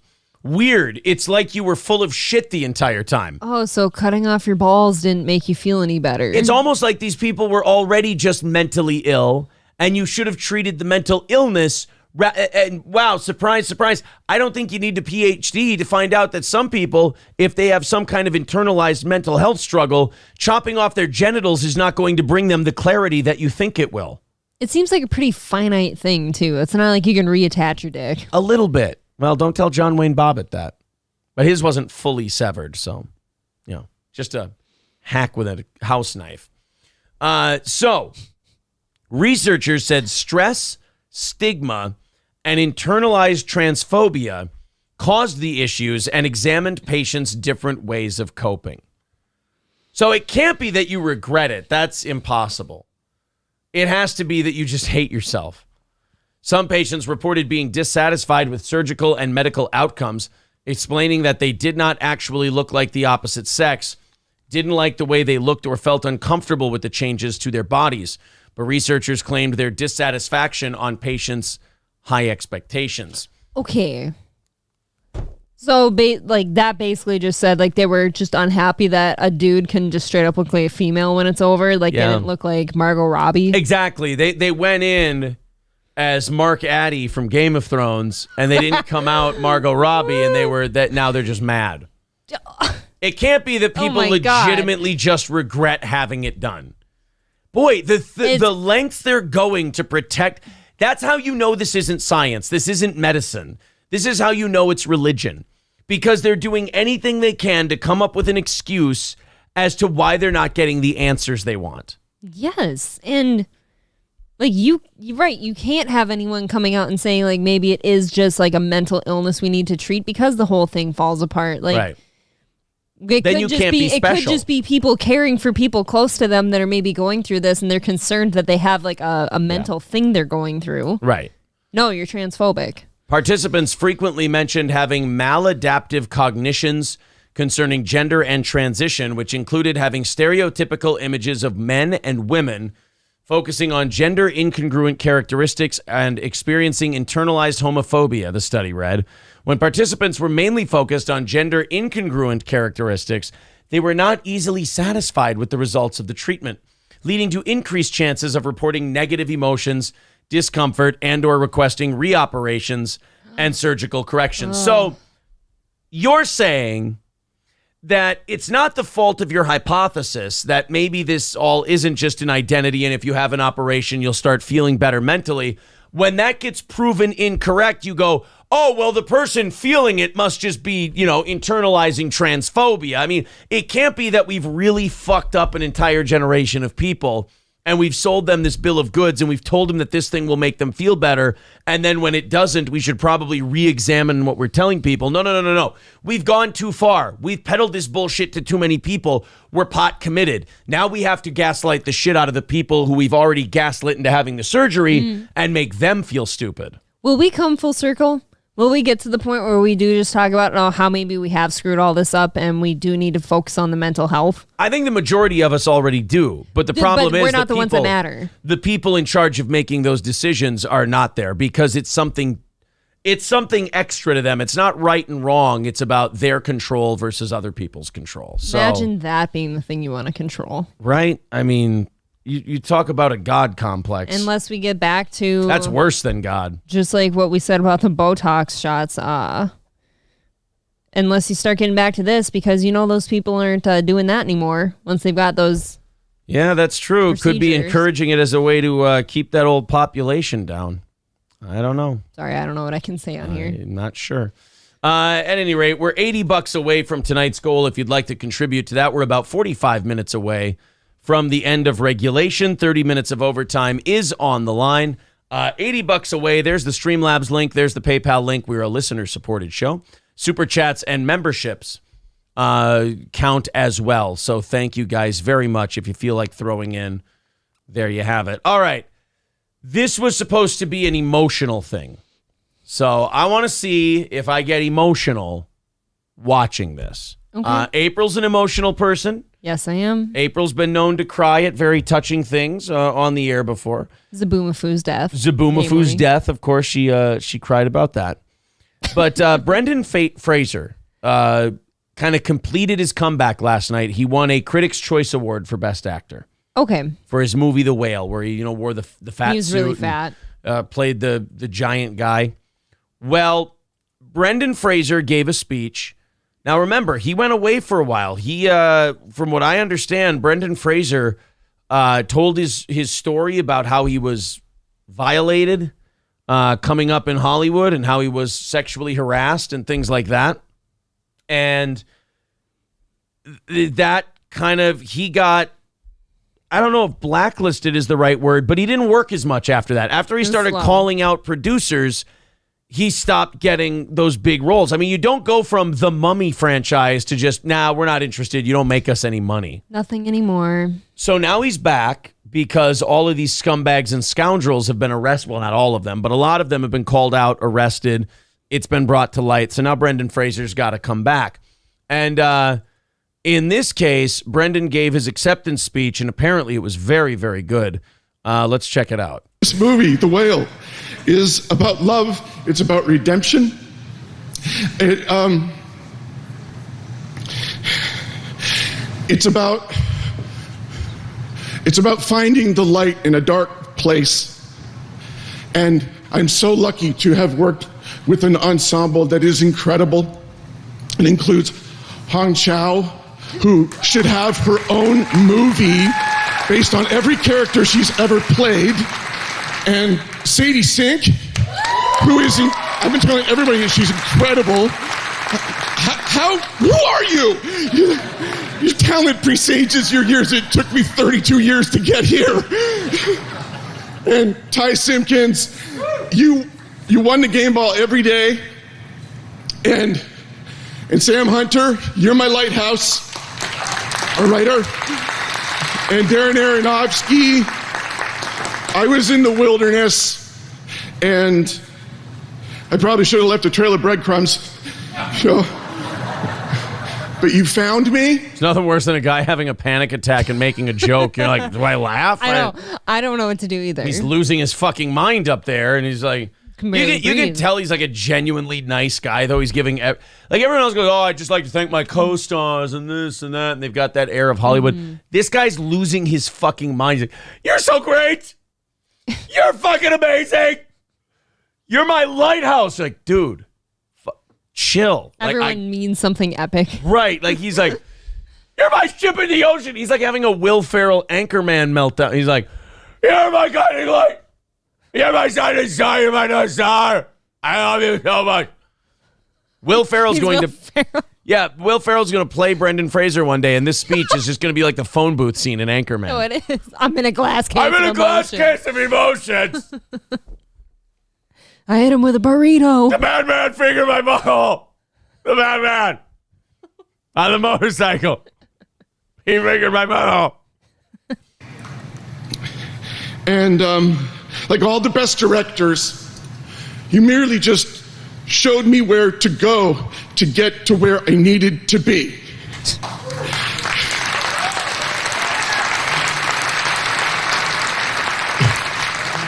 If you... You pieces of shit. They're trying to cut him off, huh? You assholes. This guy has gone through hell and back in his career. Bastards. To get this award, and you're going to play the music? Read the fucking room. He's having a meltdown. They got to get that Pfizer commercial in, otherwise they don't get paid. That's true, yeah. Guy like Charlie, who I played in this movie, in any way struggle with obesity, or you just feel like you're in a dark sea, I want you to know got a lighthouse. That if you too can have the strength to just get to your feet and go to the light, good things will happen. Aww. Thank you. Good night. That dude felt that shit. That was personal. Man. That guy, I mean, tell me you're talking about yourself without telling me you're talking about yourself. I mean, tiny bit. I don't like that. I don't like that they were playing that music. No, like, it made it feel like a joke. I giggled. You get up to your feet and you go towards the light. Ding ding ding ding ding ding ding ding ding ding ding ding. Stop it. Let him talk about he got fingered in the asshole by producers. They don't want that out there. Let him speak, for God's sake. Can't have that. You take your fucking time up there. Fuck the commercials. Right. Brendan Fraser gets to speak. He's Encino Man. What if somebody came up there and like tried to pull him off? Like, okay, it's enough, Brendan. That'd be funny if he's like, you're my guiding light. And now touch my arm like you're taking me. You're my guiding light. And I love you. I will fucking kill you. I swear to God. Brendan, the commercials. Darren Aronofsky is a great director. I will fucking eat you. And you are all incredibly wonderful people. And if you're obese, I will fucking knock you unconscious. God, if you're obese or you're having any kind of problems, just I swear to God. Jokes. Brendan Fraser was in there just giving it, and they're like, would somebody get this tubby has-been off the fucking stage already? Jesus. God, Brendan, we've heard the stories, okay? What are you, on your period? What are we, gay? You some kind of a homo, Fraser? What would Dr. Lexus have to say about this? He would say, you talk like a fag, and your shit's all retarded. Yeah, right? Like Don says, more like Encino Woman. Says you're fucked up. Sorry. It says on your chart that you're fucked up. We need more butt stuff on there. Hey, Brendan. Brendan, you won the award. Here's your trophy. Azang, essay. I just want to say you're my guiding light. Now, there are plenty of tards out there living really kick-ass lives. And I've had a tough time in this industry. It says on your chart that you're fucked up. Oh, boy. I love that. That means you're gay. How's it hang, essay? Yeah. Only betas cry at award ceremonies. Someone, yeah, just they get up there. That's too bad Patrice isn't still alive. He gets up there to present the next award. Just say you're gay. Oh, boy. Well, at any rate. Are we assholes? Yeah, kind of. Well, TMZ pitched it like, oh, my God, have you seen this? I know. Holy shit, Well, Brendan Fraser made a great speech, and it'll make you cry. No, there's a lot of funny stuff in there. People are alleging you went bright red when I touched you. The choking thing definitely for a minute made me forget where I was. And I'm sorry, I didn't mean to scare you that way. No, I just got really horny. Oh. That was all that happened with that. Azang essay. Exactly. If you want to hear more Patrice O'Neill, Anthony Cumia and April and I talked about him at length during our interview with Anthony Cumia, which you can see on this channel. Feel free to check it out anytime. All right, about a half hour away from regulation wrapping up, $80 away from tonight's goal. And I am saying I do think we're going to hit it tonight. But I will say I think tomorrow is going to be the first show in 6 weeks where we have had a full goal to start the show. Are you ready? Look, I told people, like, when Old Capitol closed down and they're like, oh, you're like a week ahead in the goal. Why do you have to make any decisions? I said, watch, guys, by next week, it's gonna be back to caught up. And sure enough. I mean, it's not good. There it was. So, yes, again, 80 away from tonight's goal. There's all the links to Streamlabs and PayPal. Super chats and memberships count as well. We do an extra half hour of show if we knock that out. A 19-year-old young man accused of having sex with a cow tethered on land in Inhala in Wiragula. I don't know where the hell this is. Widiawata. Where the fuck is Read this that place? word. Tethered on land in Ihala, Widiawata. Has been taken into custody by Wiragula police. Where is Wiragula? This has to be a joke. Sri Lanka. Sri Lanka? Yeah. Okay. So this is in Sri Lanka, a guy fucked a cow. Why is it that if it takes place in some third world country, I'm like, oh, well, that's definitely better. I totally lowered my standards too. As soon as I saw the places, I'm like, well, that's got to be fine. Like if you see guy in Boston fucks a cow, you're just like, whoa, dude, come on. What the hell is your problem? Dude, women and cows all have to look the same over there. Are you some kind of lunatic? But Jesus. Jokes. Wow. But then you get to like cow fucker in Sri Lanka and you're like, yeah, it's sparsely populated. Doesn't that happen a lot? Not a lot of options. There's probably no melons over there to fuck when there's no ladies. Not my thing, but I don't live in Sri Lanka. Not my cow, not my problem. Yeah, exactly. Not my cow, not my farm. He's not looking. So it didn't happen. Unquenchable Fire says, relax, guys, and throws in $5. Lemmy with $20. Thank you very much. 55. Thank you. Away from tonight's goal. Thank you all very, very much. You might have to get a restraining order against Brittany. What the fuck is going on? Brittany says, April, check your text later. I painted something I think you'll like. I always respond to that the same way. If it's a severed head, I'm going to be very upset. So people are saying this story is an utter disgrace. It is an utter disgrace, for sure. But I'm going to milk it for all it's worth. I would. He was produced before Gampaha acting magistrate Mahesh Harath and remanded until January 23rd. Police told court that they arrested the suspect during investigations of the complaint received from the landowner who eyewitnessed the incident. Yeah, police, can you come pick this guy up? Why? Caught him fucking my cow.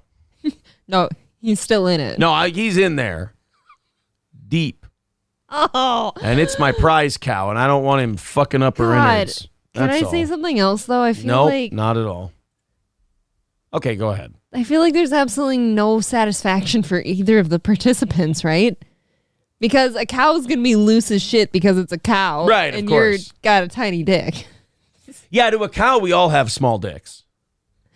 Yeah. No cow is going to see a human dick and go, fuck. I'm saying, so obviously the cow's like, what the fuck are you doing back there, you dummy? This is stupid. Right. And then for the human, though, like, what do you get out of that?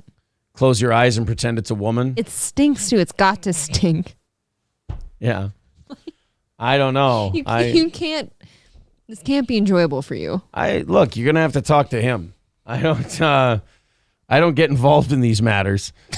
It's not my thing. John says almost like a Dead Milkmen song or something. Kenneth with $5 says, have you reinstated a dress code? The lack of cleavage is disappointing. Well, April finds it disappointing that you're not here for her talent, but rather her cleavage. I can't win here. I get yelled at when my tits are too out for all of you.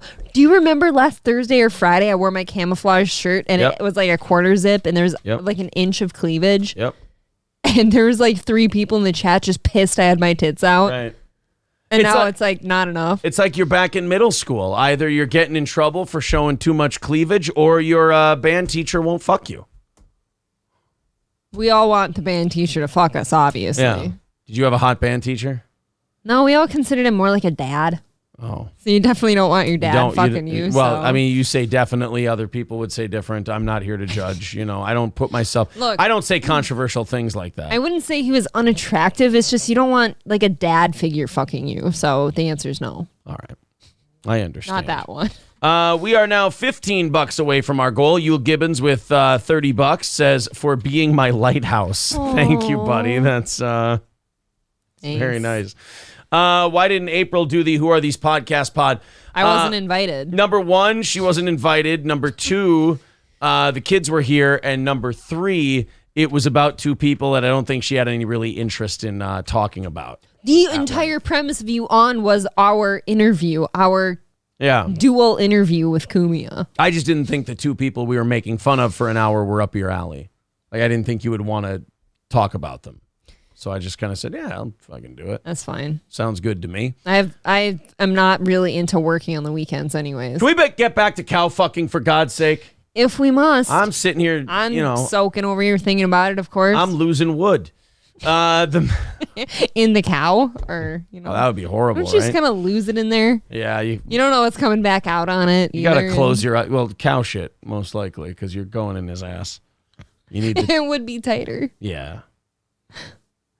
And you don't know. Oh, but they just let loose with the cow pies whenever, too. So you don't know. Look, reasons. Stop fucking cows. Reasons number 18 and 19 to not fuck cows. There you go. The disease. Yes, there's another one. You could catch worms. Oh, sure.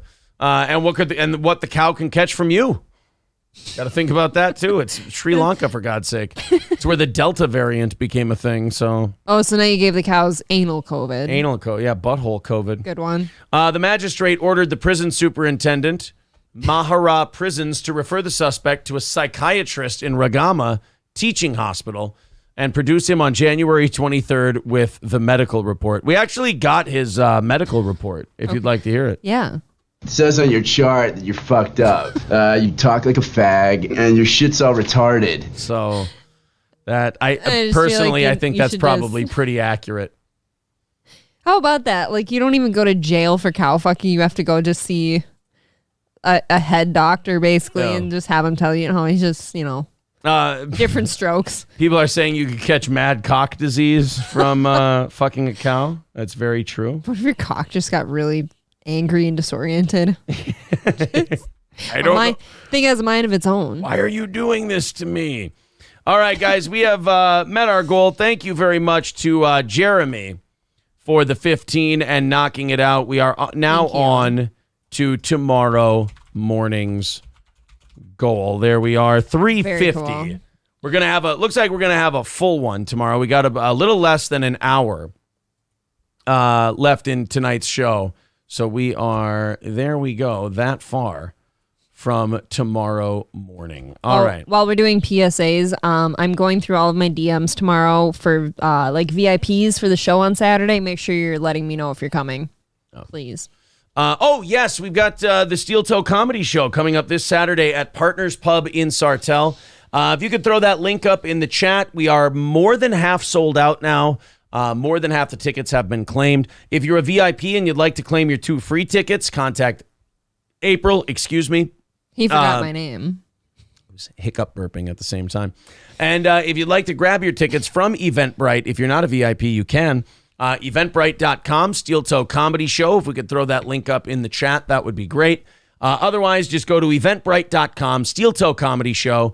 It's going to be this Saturday night at Partners Pub in Sartell. Myself, Johnny, Tom Chilstrom, Jonah Maddox. It's going to be a very fun show, and we'd like you all to come. Eventbrite.com, Steel Toe Comedy Show, and get your tickets. There we go. I'll get you. Don't worry, guys. I'll get you the link here. Hold on a minute. I thought somebody would have it for me, but Stop clicking the thing. I'm sorry, it's not going. Then it keeps saying no username. It doesn't have your username. What? You do not have access to create an event in this account. Please contact your account. I wasn't trying to create an account. I was trying to go to the fucking event. What have you done? Eventbrite.com. Jesus Christ. Did anyone get a link in the chat before? There it is. All right, Lemmy's got the link in the chat. Good. Now I went in under the wrong account. Why do you have multiple accounts? Because I kept fucking up which one I use. And then I finally, like a few years ago, leaned into one. And so now that one apparently has been deactivated or something. I don't know. Eventbrite.com. Go ahead and grab your tickets for this Saturday's show. What? Oh, I'm getting notes. Hold on. Is he going to be there? I don't think so. I don't remember. He always shows up no matter what. Sarah says, I thought it was strange April doesn't do Carl's show. Only one of us could do it on Saturday. Do you mean like in general? Like I've never been on his show? Well, no, like everybody has, like when someone's not on a show, there's always a conspiracy theory. Well, Aaron doesn't do Simcast with me. Yeah, I'm not going to be doing Simcast on the 29th? Yeah.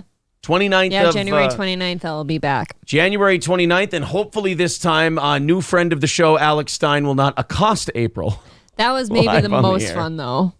It worked out. It was riveting for a minute there. It set the wheels in motion, and Alex was very kind and shared our video we did of his Ukraine thing, and that helped our channel out quite a bit, as did the Anthony interview. And this channel is now at 7,932 subscribers. So that puts us 68 away from where we wanted to be at the end of the month. So nice. 68 away from 8,000, which is where we wanted to be at the end of January. And then, oh my God, that puts us inside of 2,000 away from 10K, which is kind of the big number we want to hit. And think about how quick it went. Remember getting from 5,000 to 7,000 went like that? Because I feel like we were just celebrating 5,000. Right, it happened very quickly. Well, we're doing like 700 or 800 new subs a month, so it's going pretty quick. Every time it seems like you or I or together do like a different interview on somebody else's show or on here, it seems like it goes Well, we've been befriended by some really cool shows. I mean, some really awesome people have kind of signal boosted Steel Toe along the way. I mean, Alex, Carl, Chrissy, Anthony, E-Rock, what, am I missing a big one? There seems to be like new fan fiction going on in the chat from names I don't recognize that I'm avoiding Carl at all costs. Like, she won't do DabbleCon. She won't go on his show. She doesn't talk about him. Oh, boy. So that's the new fan fiction? That one's kind of funny. Is that you don't like Carl and you won't do his show? I've always thought Carl was a lovely man. Just say it. Fuck Carl. No. I don't want to say fuck Carl. Say it. Carl's a piece of shit. No, he's a lovely little person. Who Are These Podcasts is dog shit. It's a horrible show. It's not true. They should give it to Cardiff Electric. It's been say very it. Nice. No. Glad she didn't say I'm my own person. God damn it. Yeah, and Fair and Balanced gave us a nice little boost as well. That's Farron's fair. Great. Bob Levy, of course, big fan of the show. Shuley, another one that has been very nice to us for no reason at all. Husey. Husey, very cool. Sarah Cook says, how ironic if that's true, April. Stop avoiding doing shows. Do you see what I mean? Like, I don't know you. Like, Chris pointing out, April called Carl a little person and lovely. Yeah, that's kind of dismissive, don't you think? Am I supposed to say Carl's sexy and I think he does the best show on YouTube? Like, I don't know. Killer Beehive says Carl's a club-footed git. Okay, that's funny. Oh, boy. Coltrane wants to know why you hate Carl. I don't hate Carl. Kevin and Chad losing their shit over Steel Toe on Misery Loves Company almost every show. That's good. I mean, that's a good thing, They're right? losing their minds over what? Your hairline? I guess so. My forehead. The fact that we're about to pass them in subs, the fact that we get more viewers than they do. How many subs does he have? Like 80-something, 8,000 something. No way on MLC. Yeah, we're about to pass that up. Oh my God. Probably passing that up within the next month or so here. You're gonna go like this. I know some people don't care, but that's actually kind of a big deal. Whoa. Well, yeah, and we've only been doing this since the beginning of May. So that's a pretty nice move. Yeah, the end of April, beginning of May. Ooh, It was the end of me. Get it? Yeah, Baza has a conspiracy theory. WATP. Why April didn't take part. Oh. How about this? Why aren't you asking Carl why I was never invited? Shit. I don't ask Carl that. I don't care. Sarah says April is sizist. She would dwarf toss. I might dwarf toss. What does that mean? Toss a dwarf? Or toss a dwarf? What does that mean? No, they don't mean jack off a dwarf. They mean throw one. That sounds way more fun. I would like to bowl with them, actually. Take them and just roll them. I want to do the dwarf bowling. You're on the Autobahn left lane. They are in a 25-mile-per-hour zone. Oh, that's very nice. I feel like they are stuck in the same gear. Oh, Crack Rock Calhoun, you're right. Royce Lopez will hear of your betrayal, Aaron. Yes, Royce, of course. Royce. You forgot. Royce, actually, wait a minute. Make sure this gets back to Royce Lopez. Fuck you, sir. Fuck you. Did you hear Call him this again. Yeah, you filthy Puerto Rican. Listen. Royce Lopez of Revenge of the Sis, big fan. He was rating streams of tarot card readers on his Friday morning show on he was. On Daywave Radio. The audacity. And one of the guys he was rating, he said, all right, because he tells his audience like what to say when they go in there. Either it's, they give them the old classic ham, or, Frozen Asian sent me, or whatever. They called it Tarot Combat, is what Royce called it. And, oh yeah, don't worry, D. Gulag. I saw some steel toe people in there. And Royce said... I was part of that. Royce said, when you get in there, tell him the Steel Toe Morning Show sent you. I got a fucking tweet from either a tarot card guy or fan of the tarot card. I didn't see what the name of the tarot card guy was. Yeah. I just got a DM it wasn't even a DM. It was just a tweet of someone saying, it's not cool just because you have a show. It doesn't mean you have to go pick on people who are trying to build something. Like someone wrote me, like actually pissed off that I went and ruined their tarot card stream. Oh my God, that is insane. And then that son of a bitch, Royce Lopez, I find out, that's where it came from. He did say shout out to the Steel Toe Morning Show while he did it, but still. Well, that's good because it seems like you have great anxiety some days wondering if he likes you or not. And this doesn't help. You just need a kiss of approval. It certainly doesn't help when he uses my show in that way, but then shouts me out. Now my insecurity goes crazy because it's a nice thing that he mentioned us, shouted us out, but he used us as a scapegoat. What's a man sad sometimes? What's a man supposed to believe? What's in your heart? What's a man supposed to believe? Cling to it. Balls Deep says, you are kind of a bully. No Royce, but close. Thank you. You do. Did you steal that from Royce? Because you send people some places sometimes. No, I stole that from Opie and Anthony. I was making a joke because we're talking about Royce. Oh. God. Yeah, I think Royce and I will both tell you, we both stole that from Opie and Anthony. I know where it came from, dummy. Royce and I are not originals. We will tell you right up front. There is God's sakes. We are not originals. We are a carbon copy of something else. Nice Crow Tim says, oh, good. He shouted you out to 30 people, 10 of which are Zen Rhino alts. He has actually a decent amount of people watching. Why does Zen Rhino, of all people, get so much heat? I don't know. Does he have his own show? Or is he in shows? Zen Rhino, he's just a big fan of... I know he's a big fan. I just wonder why he gets so much heat, because I see it a lot. I don't know. Dub says, I suspect Royce seldomly expresses joy to others. WATP, someone says when April takes punishments. What kind of punishments? Yeah, we're trying to figure out why April hates Carl from Who Are These Podcasts. Carl, I never said that. We're trying to figure it out. It's all hearsay. B. Smiley the Third with $3 says it was episode 695. That was a fun day wave. I mean, we could. Thank you. Brittany says, yeah, Aaron, Royce has told me you're not original. LOL. Well, no, he hasn't. She texts that, man. He has never spoke of me. Thank you very much. Brittany, you have no idea what you've just done. He's going to wonder now. Bruce Armstrong says WATP didn't invite April because she bailed on his Christmas show and sent Aaron to do it alone. That's so not true. Did you do a Christmas show with I don't him? remember doing a Christmas show. Fuck you. I wasn't invited. I don't remember what Christmas show did I do. The thing is like when I'm not invited onto a show, I don't get bitchy about it. I don't like hate Aaron because he's cooler than I am. I don't remember doing a Christmas show. I'm happy for Aaron, and then I tell him congratulations. And then Aaron goes to me and he's like, well, if it happens to me, it happens to you, right? And it's a whole thing. Now I'm fucked because I said congratulations. No, it was the Dabbler's Christmas thing. You remember that one. You didn't want to do that one. You didn't care. It was after an evening show. And you're like, no, fuck that. I'm not doing that. If it's after an evening show, how late do we have to work, you guys? It's not anything about the people. It's like, no, can I go relax now? Yeah, she didn't want to be on with Carl's Christmas show. I don't even remember that. That's how unimportant that is to me. I agree with you. Carl's stuff you didn't feel was important at all.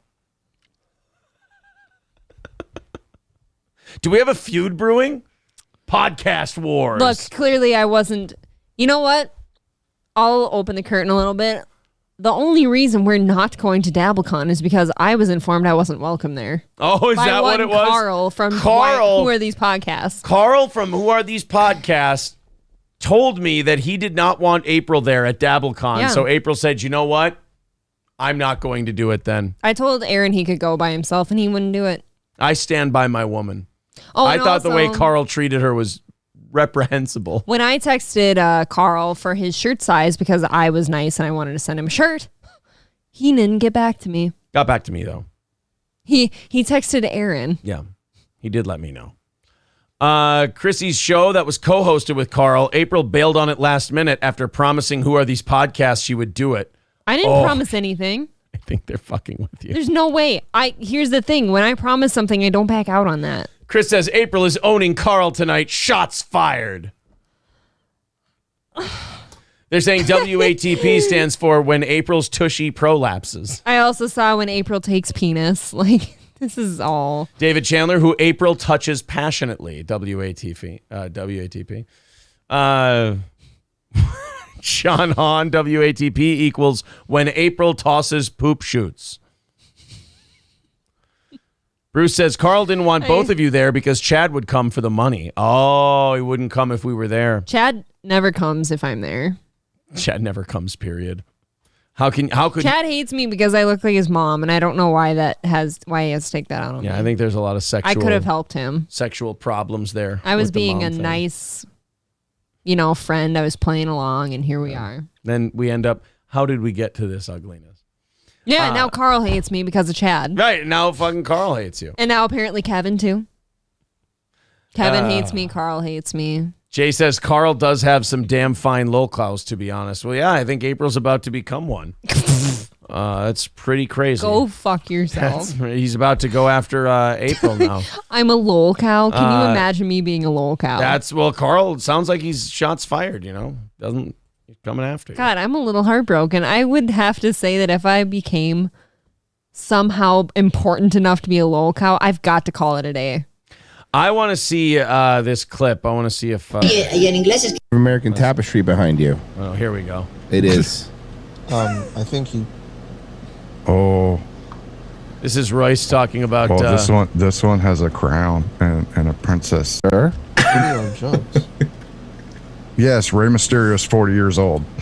All right, that's true. All right. Yeah, I get it, y'all. I get Dominic it, y'all. Mysterio joke. Y'all want, Oh my God! This one JJ found Royce. Yeah, catch me later though. It'll be a good I'm probably gonna be on like. I think I might have went too far. It's during this watching guy. her. I'm gonna say it's give me a second. We will. We got time. We ain't done fucking with him yet. She ain't going nowhere. Might be gone. She's gone. She's off. Nah, well. Is she? I'm gonna say it's gonna be like 2 a.m. She smelled us coming. All right, I'll be on. So catch me then. All the trolls too, because y'all bring my views up. And Yeah, no, we know you love it. No, you love it. You actually love that we're here. I think It's actually a fun thing. It's a lot. It is. Isn't that against Jesus? What is going on? I gotta find it. I'm sorry, guys. I'm still. Can somebody timestamp this and get it back to Aaron, please? They need to. That's so stupid. We'll take a look. Thank you. All right, because I got shit. 3 minutes is 5 minutes, stupid. in the morning, bro. I gotta get off anyways. Oh, grab the mic and promote Rich Voss. Yes. Just be like, I'm happy to win. How long has it been since we got our last group of these, though? What is he saying? I'm sorry. Can somebody here? This is riveting. I'm sorry. Do me a favor. I'm going to throw this to the chat. They're saying, Aaron, it's at 1 hour. Is it really? It's that far back? I'm seeing chats now briefly where there's my name and Carl's name and pussy in the same line. No, it's not at 1 hour. Let's see. Live. We'll go to live. Let's see what we got. The first one is just hands, but it's a No, I need somebody. Guys, I'm going to put this up in the chat. You got to get me a timestamp. Someone else says 5310. Okay, you guys are fucking with me now. Yeah, if you guys want to, if somebody wants to find that and timestamp it for me, I'll play it. It was kind of funny. I don't know if there's anything more frustrating, though, sitting here as a second mic watching the host of the show click around for something. Thanks. That show is hours long. Appreciate it. Ben Horseman says it's at 69.69. Oh, I was way off. Also, hit the like button on tonight's episode. Let's. I know we got football on tonight, so I'm not expecting as big of a crowd as normal. But if you want to, if we can get to 150, 200 likes tonight, I'd be happy with that.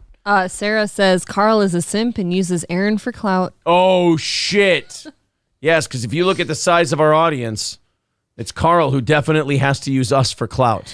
Who has the better hair, though? That, you know what? That's a goddamn good point. 18-0 Cowboys at halftime. Oh my God. See you later, Tom Brady. Bye, Tom. It's been fun. Bye, Tom. But out you go. 18-0. All right. The Taliban says that women's rights are not a priority. Get out of town. I'm reading it right in front of me right here. Oh my goodness, I've never heard them say that before. This is not a theory of mine. This is right from their mouth. The Taliban, after banning education for women, is saying that women's rights is not a priority of theirs. I have to tell you, April, I'm not only shocked, I'm really disappointed.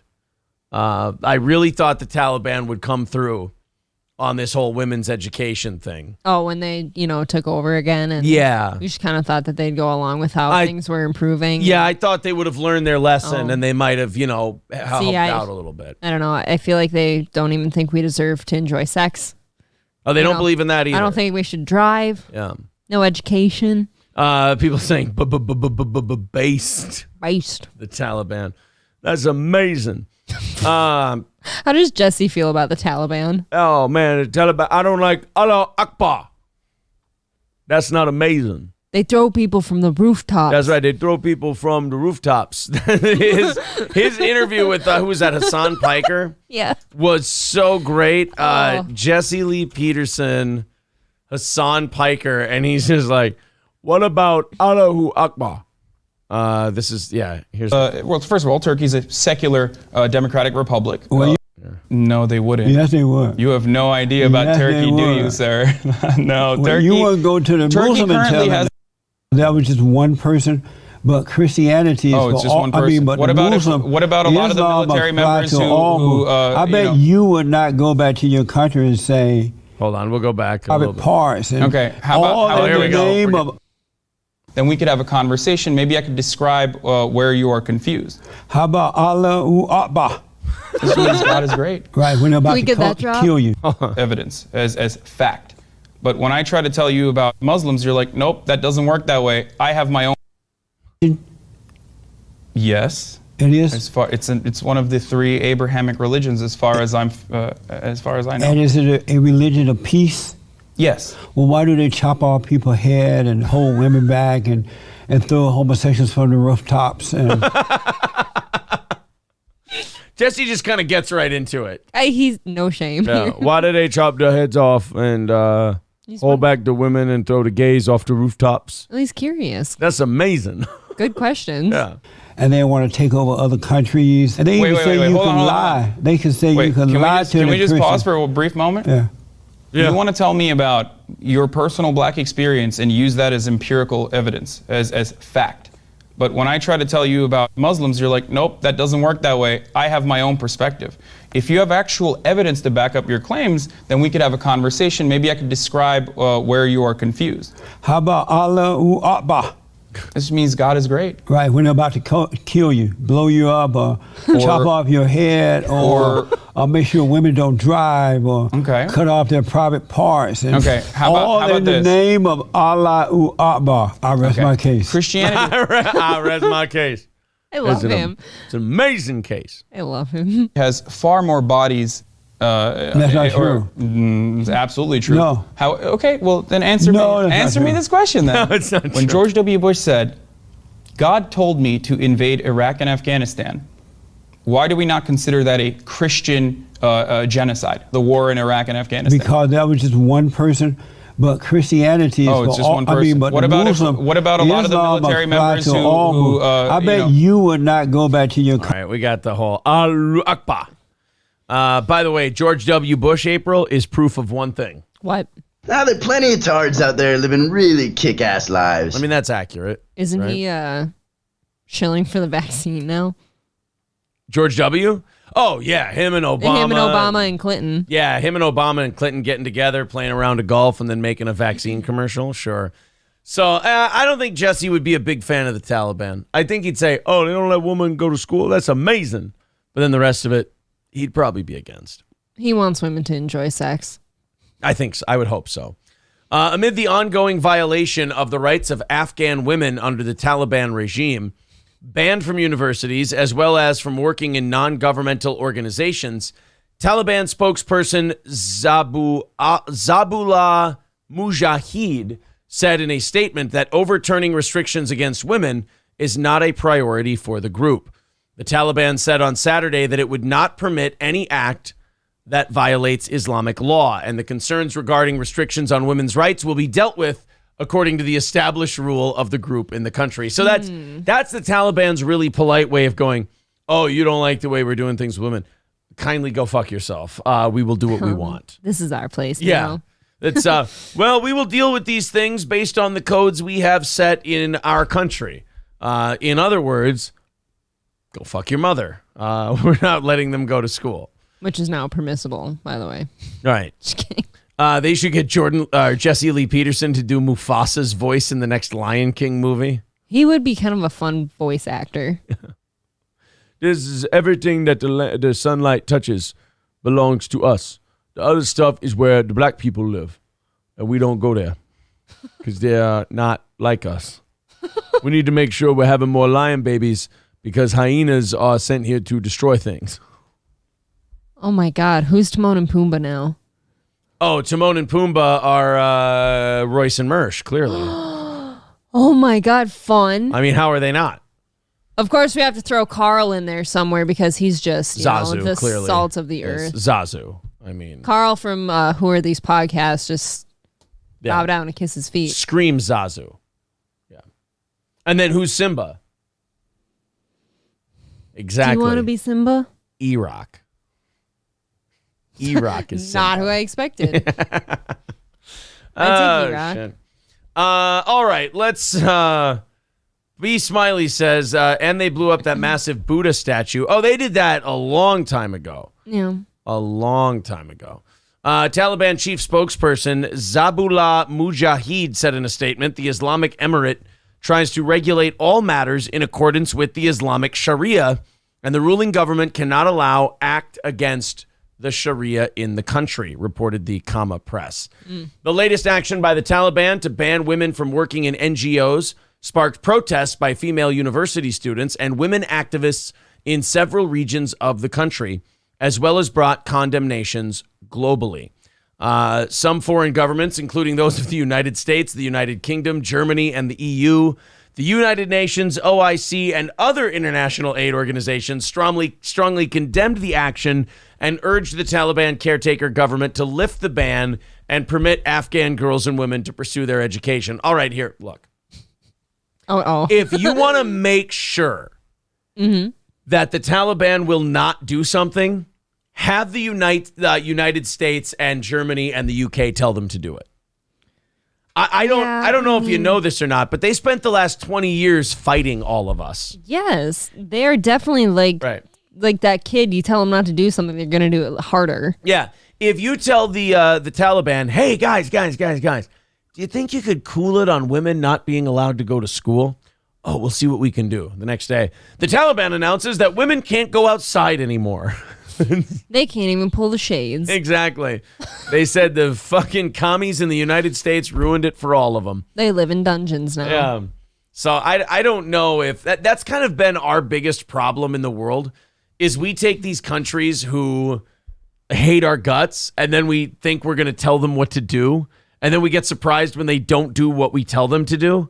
It's like, yeah, did we not establish right away that they hate our guts? You'd think. I don't know if that's... we'd understand that by now. I don't know if them hating our guts is going to stop when we go, oh, you should do this thing that you're totally against. We'd like you to do that. Stop oppressing women. Oh, okay. You got it. We've been really wrong here. Obviously. I didn't realize how shitty we've been to women. We're going to go ahead and fix that. Sorry, guys. What a day that would be. Yeah. Also in the news over the weekend, we didn't talk about this last week. Kanye West, or Ye, I'm sorry. Ye got remarried. They're calling him Kanye. I think you can too. Are they calling him? Is he Kanye again? I don't know if Ye really caught on. He reportedly married Yeezy architect Bianca Sensory. This comes only 2 months after his divorce with Kim Kardashian. Now, this is strange because Kanye has not been dating this woman for 2 months. He had the model chick before that. And then I think one more, didn't he? And I think he had one more before that. So you can sit there and say Kanye's unhinged, Kanye's crazy. This Bianca can't be the most stable chick in the world either because she's jumping in with both feet with this guy. Okay, but if you're just a Yeezy architect, I bet your ass you marry this guy. Just for the money even. You know that. I mean, would I do it? No, but I'm also not in her shoes. Like, I didn't get asked. So. I mean, I understand. I get that, but Kanye definitely, I would hope, is, signing, getting a nice prenup together. Oh, God. Because nobody knows how much money Kanye has left anymore, but he certainly can't afford someone else to take half of whatever it is. I don't know. Kind of just got married on a whim, too. It kind of feels like it's been longer since him and Kim have been divorced. But maybe that's just because it was so ugly. Yeah. No, I think that's when it became official, maybe. Like it was finalized. Yeah. Do you want to see who we're talking about? Let's find out. I do. Have I seen anyone like her before? Let's find out why Kanye maybe married this woman. Let's go ahead and see. Okay. All right. Well, there's...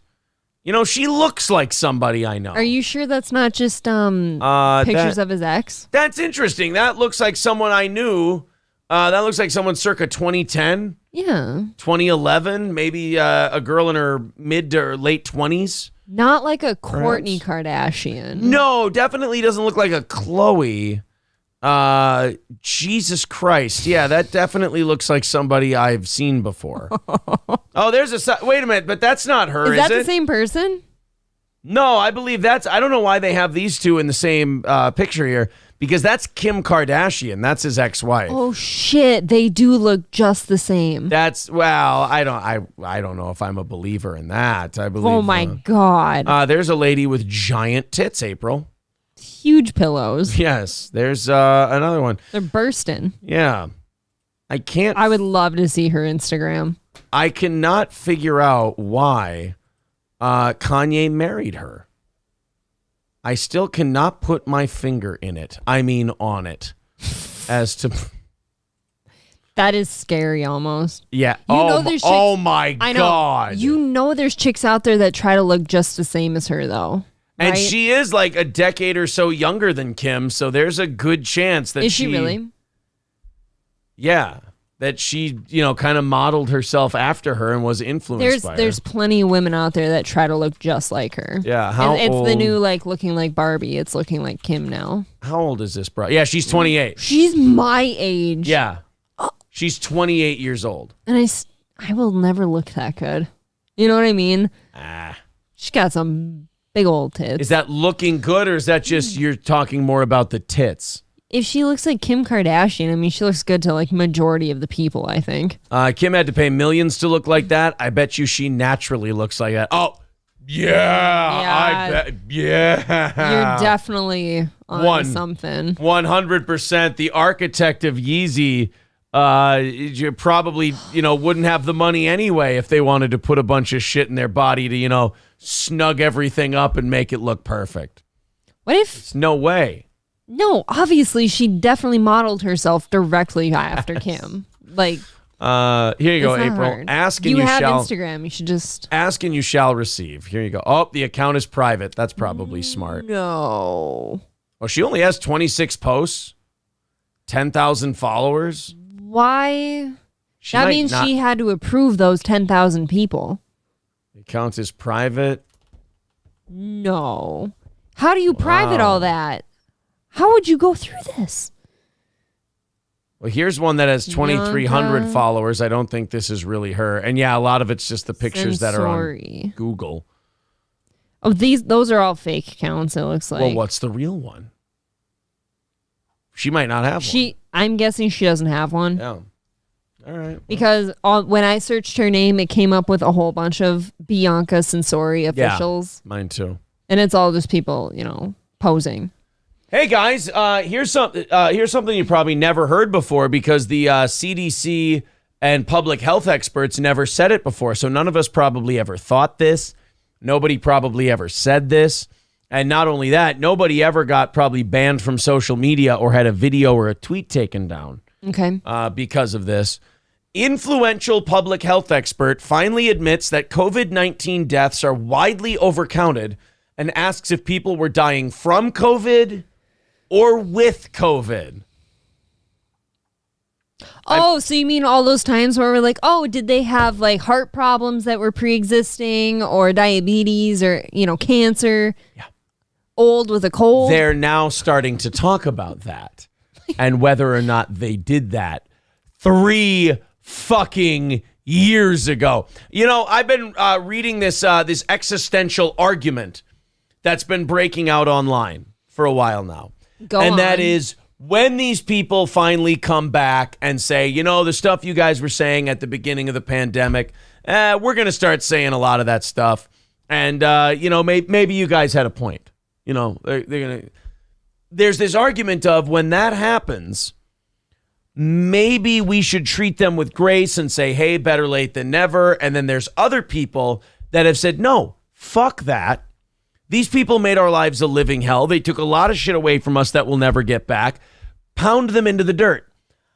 I'm tending to want to side with the second group. Yeah. Where, you know what? No quarter. Because here's why. They would never show you the same courtesy if they were right and you were wrong. No. They would drag you through. They would kick you off of everything. They would. I say, you know what? Treat them like shit.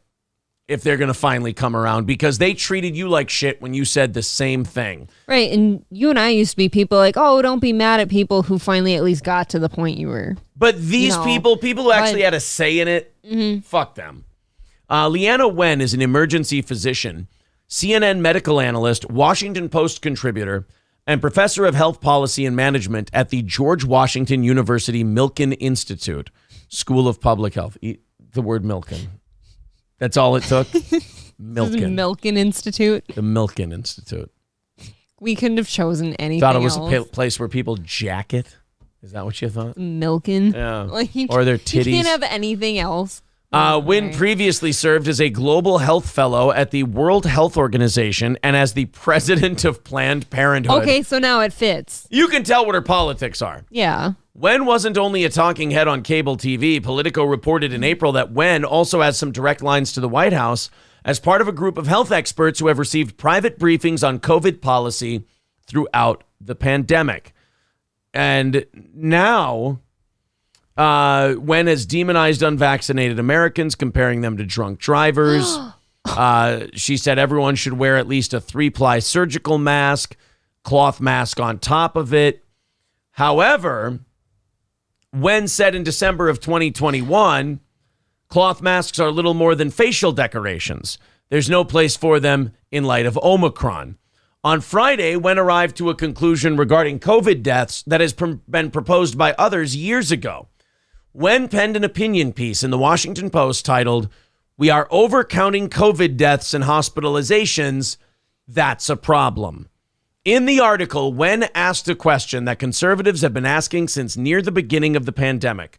Are these Americans dying from COVID or with COVID? Because what we found out very early on was actually much fewer people were dying from COVID. Right. They were just sick with something already and Right. got it and then died. They had heart problems, diabetes, cancer, all these other things. Pre-existing conditions. And then COVID came in on top of that, and that was enough to, topple the Jenga It's tower. just like if I you will. had a very young cousin who had a very rare form of leukemia. Leukemia didn't kill him, the pneumonia, Right.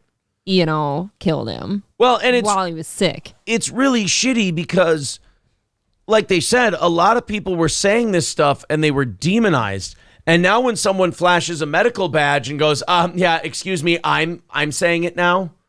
I'll be the one making this assertion. So And then it's okay for me to say it. And then when anyone gets mad because we've all been demonized, like, oh, we lost our jobs, we lost a lot of shit because we said that, but like now it's okay for you. And it's like, what? Somebody can't be wrong once in a while? Right. Now you want... Why are you so mad? Right. Now you want the leeway. You want the, hey, I called it and I got it wrong. Yeah, but when we called it and we got it right, we got demonized, we got yelled at, we got called all kinds of names, conspiracy theorists, everything else. So, no, I'm sorry. Now that you're coming around to what you punished us for thinking, I think it's only fair that you take the same punishment we did first. Yeah. That for sure. You can have the same opinion as us. That's great. You've got to go through the same shit everyone else did. Even to me, like, and I hate this, I'm a little vindictive sometimes, but even more so because you were in charge of things. You had a voice. We didn't. Right. Johnny 1.0 says, I've been diagnosed as an insufferable asshole, but COVID doesn't affect that comorbidity. Right. Yeah. See, in that case, you're fine. You can agree with us now. That's fine. But now I think you should have to pay the same price of admission that the rest of us paid for the same thing, because you told us we were wrong and we were crazy and we were bad and we were hurting people and killing old people and this and that. Like, you really made people like us look like shit in the eyes of friends and family members who bought all your bullshit. So now that you're coming around to our way of thinking, you should have to take your lashes too. And we should be able to, walk you onto CNN and walk you onto Fox and walk you onto the internet. And you should have to go on Rogan and he can say, you were dumb, you were stupid, you fucked it up. How many kids have been ruined because of you? How many people have fallen behind in school? How many people killed themselves with opiates? How many people fell into alcoholism? How many people, suffered from depression? Obesity from sitting at home? Obesity because of all the shit you've done. How many people? And they should get a public shaming for a few months before we finally go, okay, hey, thanks for having that opinion. Better late than never. There you go. I don't believe in just turning the other cheek on these people because they actively tried to hurt others. They altered lives. Big time. And they should have to pay for that, in my opinion. So yeah, as far as that woman coming out and saying, well, we need to find out how many people are dying from COVID and how many people are dying with COVID. Boy, it would have been really great to have that information back when you were shutting down people's businesses and killing the entire hospitality industry. It's just kind of exhausting. And we've asked so many times, like, are we ever going to hear the truth of it? And they just kind of let little bits out. Little bits. Here and there. I'm guessing for the Nobody's ever harmed for it. I'm guessing for the next 2 years, we'll probably get, it'll just kind of slowly start to leak out again. Sure. For the next couple of years, I think. Well, we got about, 15 minutes left, and we got 3 stories here for you. Okay. I think you want to watch some crazy bitch yell at a guy for parking weird, a passenger live streaming a plane crash, or, not kidding, a show featuring drag queens with Down syndrome. Oh, plane crash first? Yeah, plane crash right. first. Let's crash into like oblivion and then get to them. Sony Jaiswal and his 3 friends were making a pilgrimage to a Hindu temple in Nepal, as you do, when their plane's engine caught fire. Green Inferno. I think of that every time I think of, plane crashes now. Green Inferno, baby. Leading to a crash that reportedly killed all 72 passengers. Oh, fuck. According to the BBC and Jaiswal's family, he live streamed his last moments on Facebook. There's a warning here. It says, you do not see bodies, but there is fire and screaming. So we'll probably take it off the video once that part starts happening.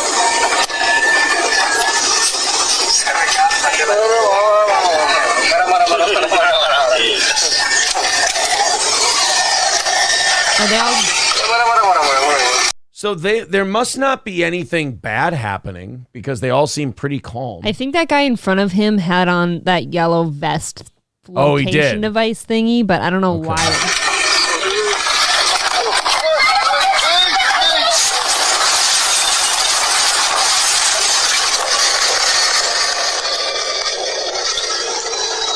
Oh, that's fire, obviously. Oh, shit.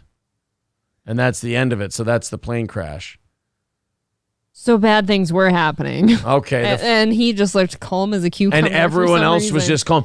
I bet when they're telling you, like, buckle in and sit still and you're like this, you're probably not freaking out. You're probably just shitting your pants so hard about what's about to happen that you're just like, all right, whatever's going to happen is going to happen. No, I'll tell you this. I've actually thought about it a lot, like what I would do. And I don't think I'd be calm. I think I would be freaking out. I think it would be... I'm like having a hard time just thinking about it. My throat feels weird. Like I think I'd be having the most epic panic attack of all time. I think it'd be probably puking. It's not going to be peaceful for me. I don't know how like that guy was so calm unless he was like ultra religious and just had made peace with his end. Yeah, but like it didn't seem like there was a lot of panic on the plane. No, I think that high-pitched noises and stuff we were hearing was people screaming. Oh, maybe. Oh, and it was just too loud for the phone mic to pick it up? It was way too loud. Okay. I think they were all screaming. Mark says they were coming in for a landing at a new airport, I think. Well, they should probably work on the pavement then. The 4 men, all thought to be in their 20s or early 30s, had been friends for many years and often spent time together. Locals say they had gone to Nepal on January 13th to visit some temple there. The trip was reportedly Jaiswal's idea. A father of 3, he wanted to pray at the temple for another son. After visiting the temple, the friends set off on Sunday to a picturesque tourist town near the Annapurna mountain range, but fate had something else in store for him, an unnamed relative said. The 4 men were among 5 Indians on board. Officials said 53 of the passengers were Nepalese, along with 4 Russians and 2 Koreans. Others on board are reported to have included 1 passenger each from Ireland, Australia, Argentina, and France. This is a view from the ground of the plane crash. Oh, this is gonna be bad. They're coming in. Oh no! Oh Jesus! Oh, pick your camera up, bro. Come on! How the fuck do you do that? Oh, so that thing flipped. He might have been scared shitless thinking that plane was about to crash into his house, too. I mean, maybe, but so basically before he put his camera down, the whole plane just flipped upside down. Yeah, it was about to go completely upside down. Watching shit like that, like, you know that the whole chance of, like, getting in a plane accident is, like, minimal. Yeah. But now, like, I've never really done that. I've only done that one time. The last time we left Las Vegas, for some reason, I started thinking to myself about like plane crashes and stuff, and I totally gave myself a panic attack. I told you I was having one too. And I was fine. I just sat there through it and sweated it out, but God damn it, would that be scary. Yeah, I don't know. I just always, like, when I'm on a plane and I'm, getting on and getting off and flying through the air, I just feel, hold on. I just feel like so remarkably safe in one. I mean, God bless. That's good. Like, you consider you've got your own chunk of the sky. It's yours. There's no one around. You're just going in this predetermined line. And then you think about being in a car. You're like 75 miles per hour, bumper to bumper with other heavy machines. Mm-hmm. One bad move, and then just we're all crashing and banging into each other. I don't know. A plane seems very relaxing and safe to me. Atomic is a terrible human being. Atomic says, I would love to see April take a seaplane landing. Yeah. With the skis? Were they I thought he meant like a crash in the ocean because of the shark thing. No, a seaplane. Like the ones that have the skis on, the pontoons on them. I've been in plenty of flights before, and I've also been in like a Cessna plane 2-3 times down south, and they're pretty bumpy. Because they're tiny, and it's okay. Unquenchable Fire says Aaron is showing severe delusion in that thinking. Yeah, I don't think you'd be sitting there calmly at all. No, I didn't say I would. I said I felt like that's maybe what some of those people were doing. Like maybe if you're in that position, you just freak the fuck out so hard that it actually makes you calm. You're just sitting there like, what the fuck is gonna happen? Like doing one of these, like where you're just shut down, like. Yeah. You're just like all your right, whole body's like squeezing. Let's see what's going to happen. I thought that's what some of those people were doing. God, that would not be me. Like, usually if I'm having a panic attack about anything, I do it really silently. Like, like people can't see that I'm doing it, other than maybe I've shut down a little. Yeah. I would be screaming. I would be puking. It would be awful. And that's a fact. Yeah. Like, if you just know you're not going to make it. As far as... that's really not good. Just really, really hope I never find out how I would be in that position. Just sitting here, obviously we'll fly again, but like just sitting here thinking about it, doesn't it kind of freak you out a little bit to get on the next one? No, I find them remarkably safe. I really do. Unquenchable Fire says the chance of death is 100% in a plane versus about 1% in a car. That's what I meant. I get that. Yeah, part, I mean, a plane crash is going to be violent. Well, I mean, a car crash can be too, but...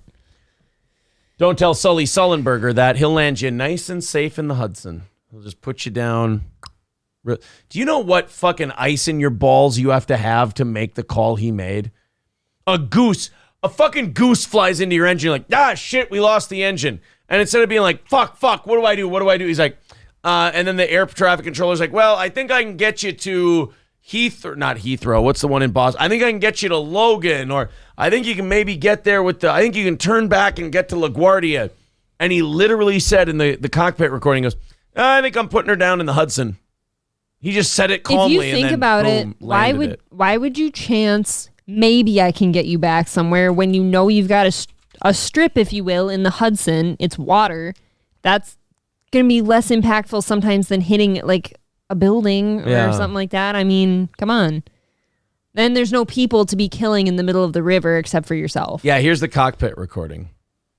Cactus 1549, turn left heading 270. This is Cactus 1539. Hit birds to lost thrust on both engines, returning back towards LaGuardia. Okay, you need to return to LaGuardia. Turn left heading up 220. 220. Tower, stop your departures. Got emergency returning. It's 1529. He bird strike. He lost all engine. He lost the thrust in the engines. He's returning immediately. Cactus 1529. Which engines? He lost thrust in both engines. He said. Got it. Cactus 1529. We can get it for you. Do you want to try to land 1013? We're unable. We may end up in the Hudson. We may end up in the Hudson. So, like, you want this runway? You want that one? He's like, might be going in the water there, Chief. So I don't think we're going to be making it. Because, yeah, he's got no thrust in either engine. I just feel like if you can get your people to get their, like, flotation devices on, you're going to have a easier time making it out and they never made water. And they never made it to that point either because he landed it so well in the water that they just let out the little inflatable ramp and they all just got to safety. Right. If you had landed this differently, though, you might end up sinking. Yeah. Going 2760, turn left 070. 070, turn 2760.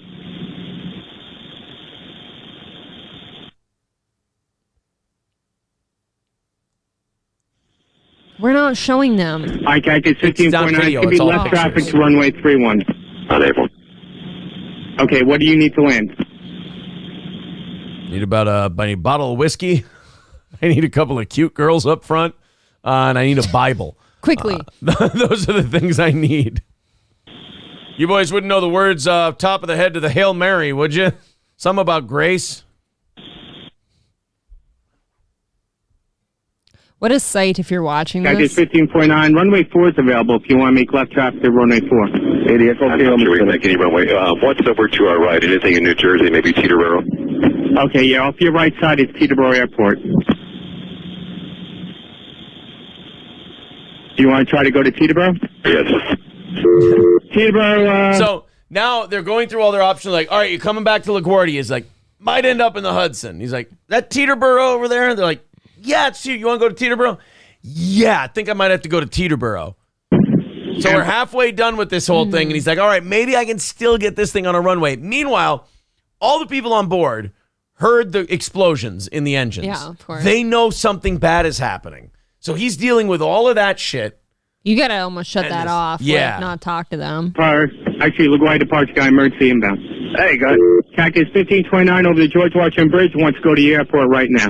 Wants to go to our airport. Check. Does he need assistance? Yes, it was a bird strike. Can I get him in for runway 1? Runway 1, that's good. Cactus 1529, turn right 280. You can land runway 1 at Teterboro. We can't do it. Okay, which runway would you like at Teterboro? We're going to be in the Hudson. We're gonna be in the Hudson. And they're like, all right, not what we talked about, but You got to trust the pilot at that point, though. You gotta right? trust Sully He's the, at that he's point, the only one. You can't do it for him. Yeah. I'm sorry, say again, Cactus?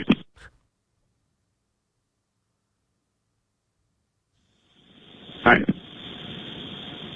Jelly 2760, contact New York 126.8.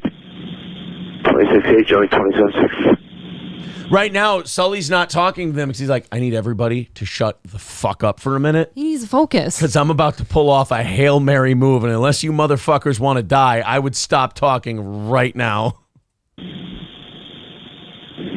Cactus 1549, radar contact is lost. You also got Newark Airport up at 2 o'clock in about 7 miles. He's like, no, motherfucker, I already told you. We're going in the water, all right? Get me all your emergency crews out there. We're going to need some people. Can you imagine not listening to the pilot? Like, he is going to put this plane down. Well, you might as well get shit over there. Can you imagine you're an air traffic controller and a guy tells you, I'm putting it down in the Hudson? Like, that's, okay, well, you're going to need that a couple of times. I understand, but it's happening.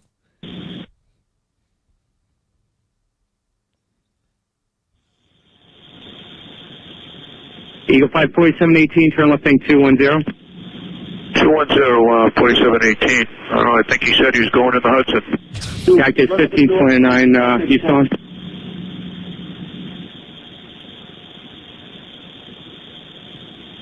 Cactus 1529, if you can, you got runway 29 available at Newark, up at 2 o'clock in This 7 guy's miles. still trying to pitch him runways. He's still trying to pitch him runways at Newark and Teterboro and... I'm sure he's afraid of everyone dying, but what if... Well, I'm sure the pilot just kind of thought, like, what if I don't make it to that runway, though? I got a huge-ass river right here. Eagle 5 4718, climb maintain 12000. Yeah, 1000 and even 5 at 288. Eagle 5 4718, I'm sorry, I missed that. Say again? And we're up to 12,000, 288. Okay, thank you. Eagle 5 4718, turn left 220. 220, 4718. Was that cactus up by the Tappan Sea? Yeah, it was the Cactus. He was just north of the George Washington Bridge when they had the bird strike. That's it. Can you imagine how bad that air traffic controller's sweating? Yeah, he's trying to figure this out for this guy.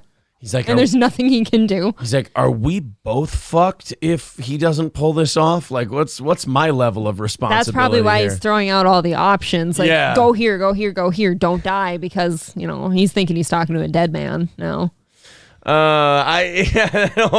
Just like, hey, you want this one?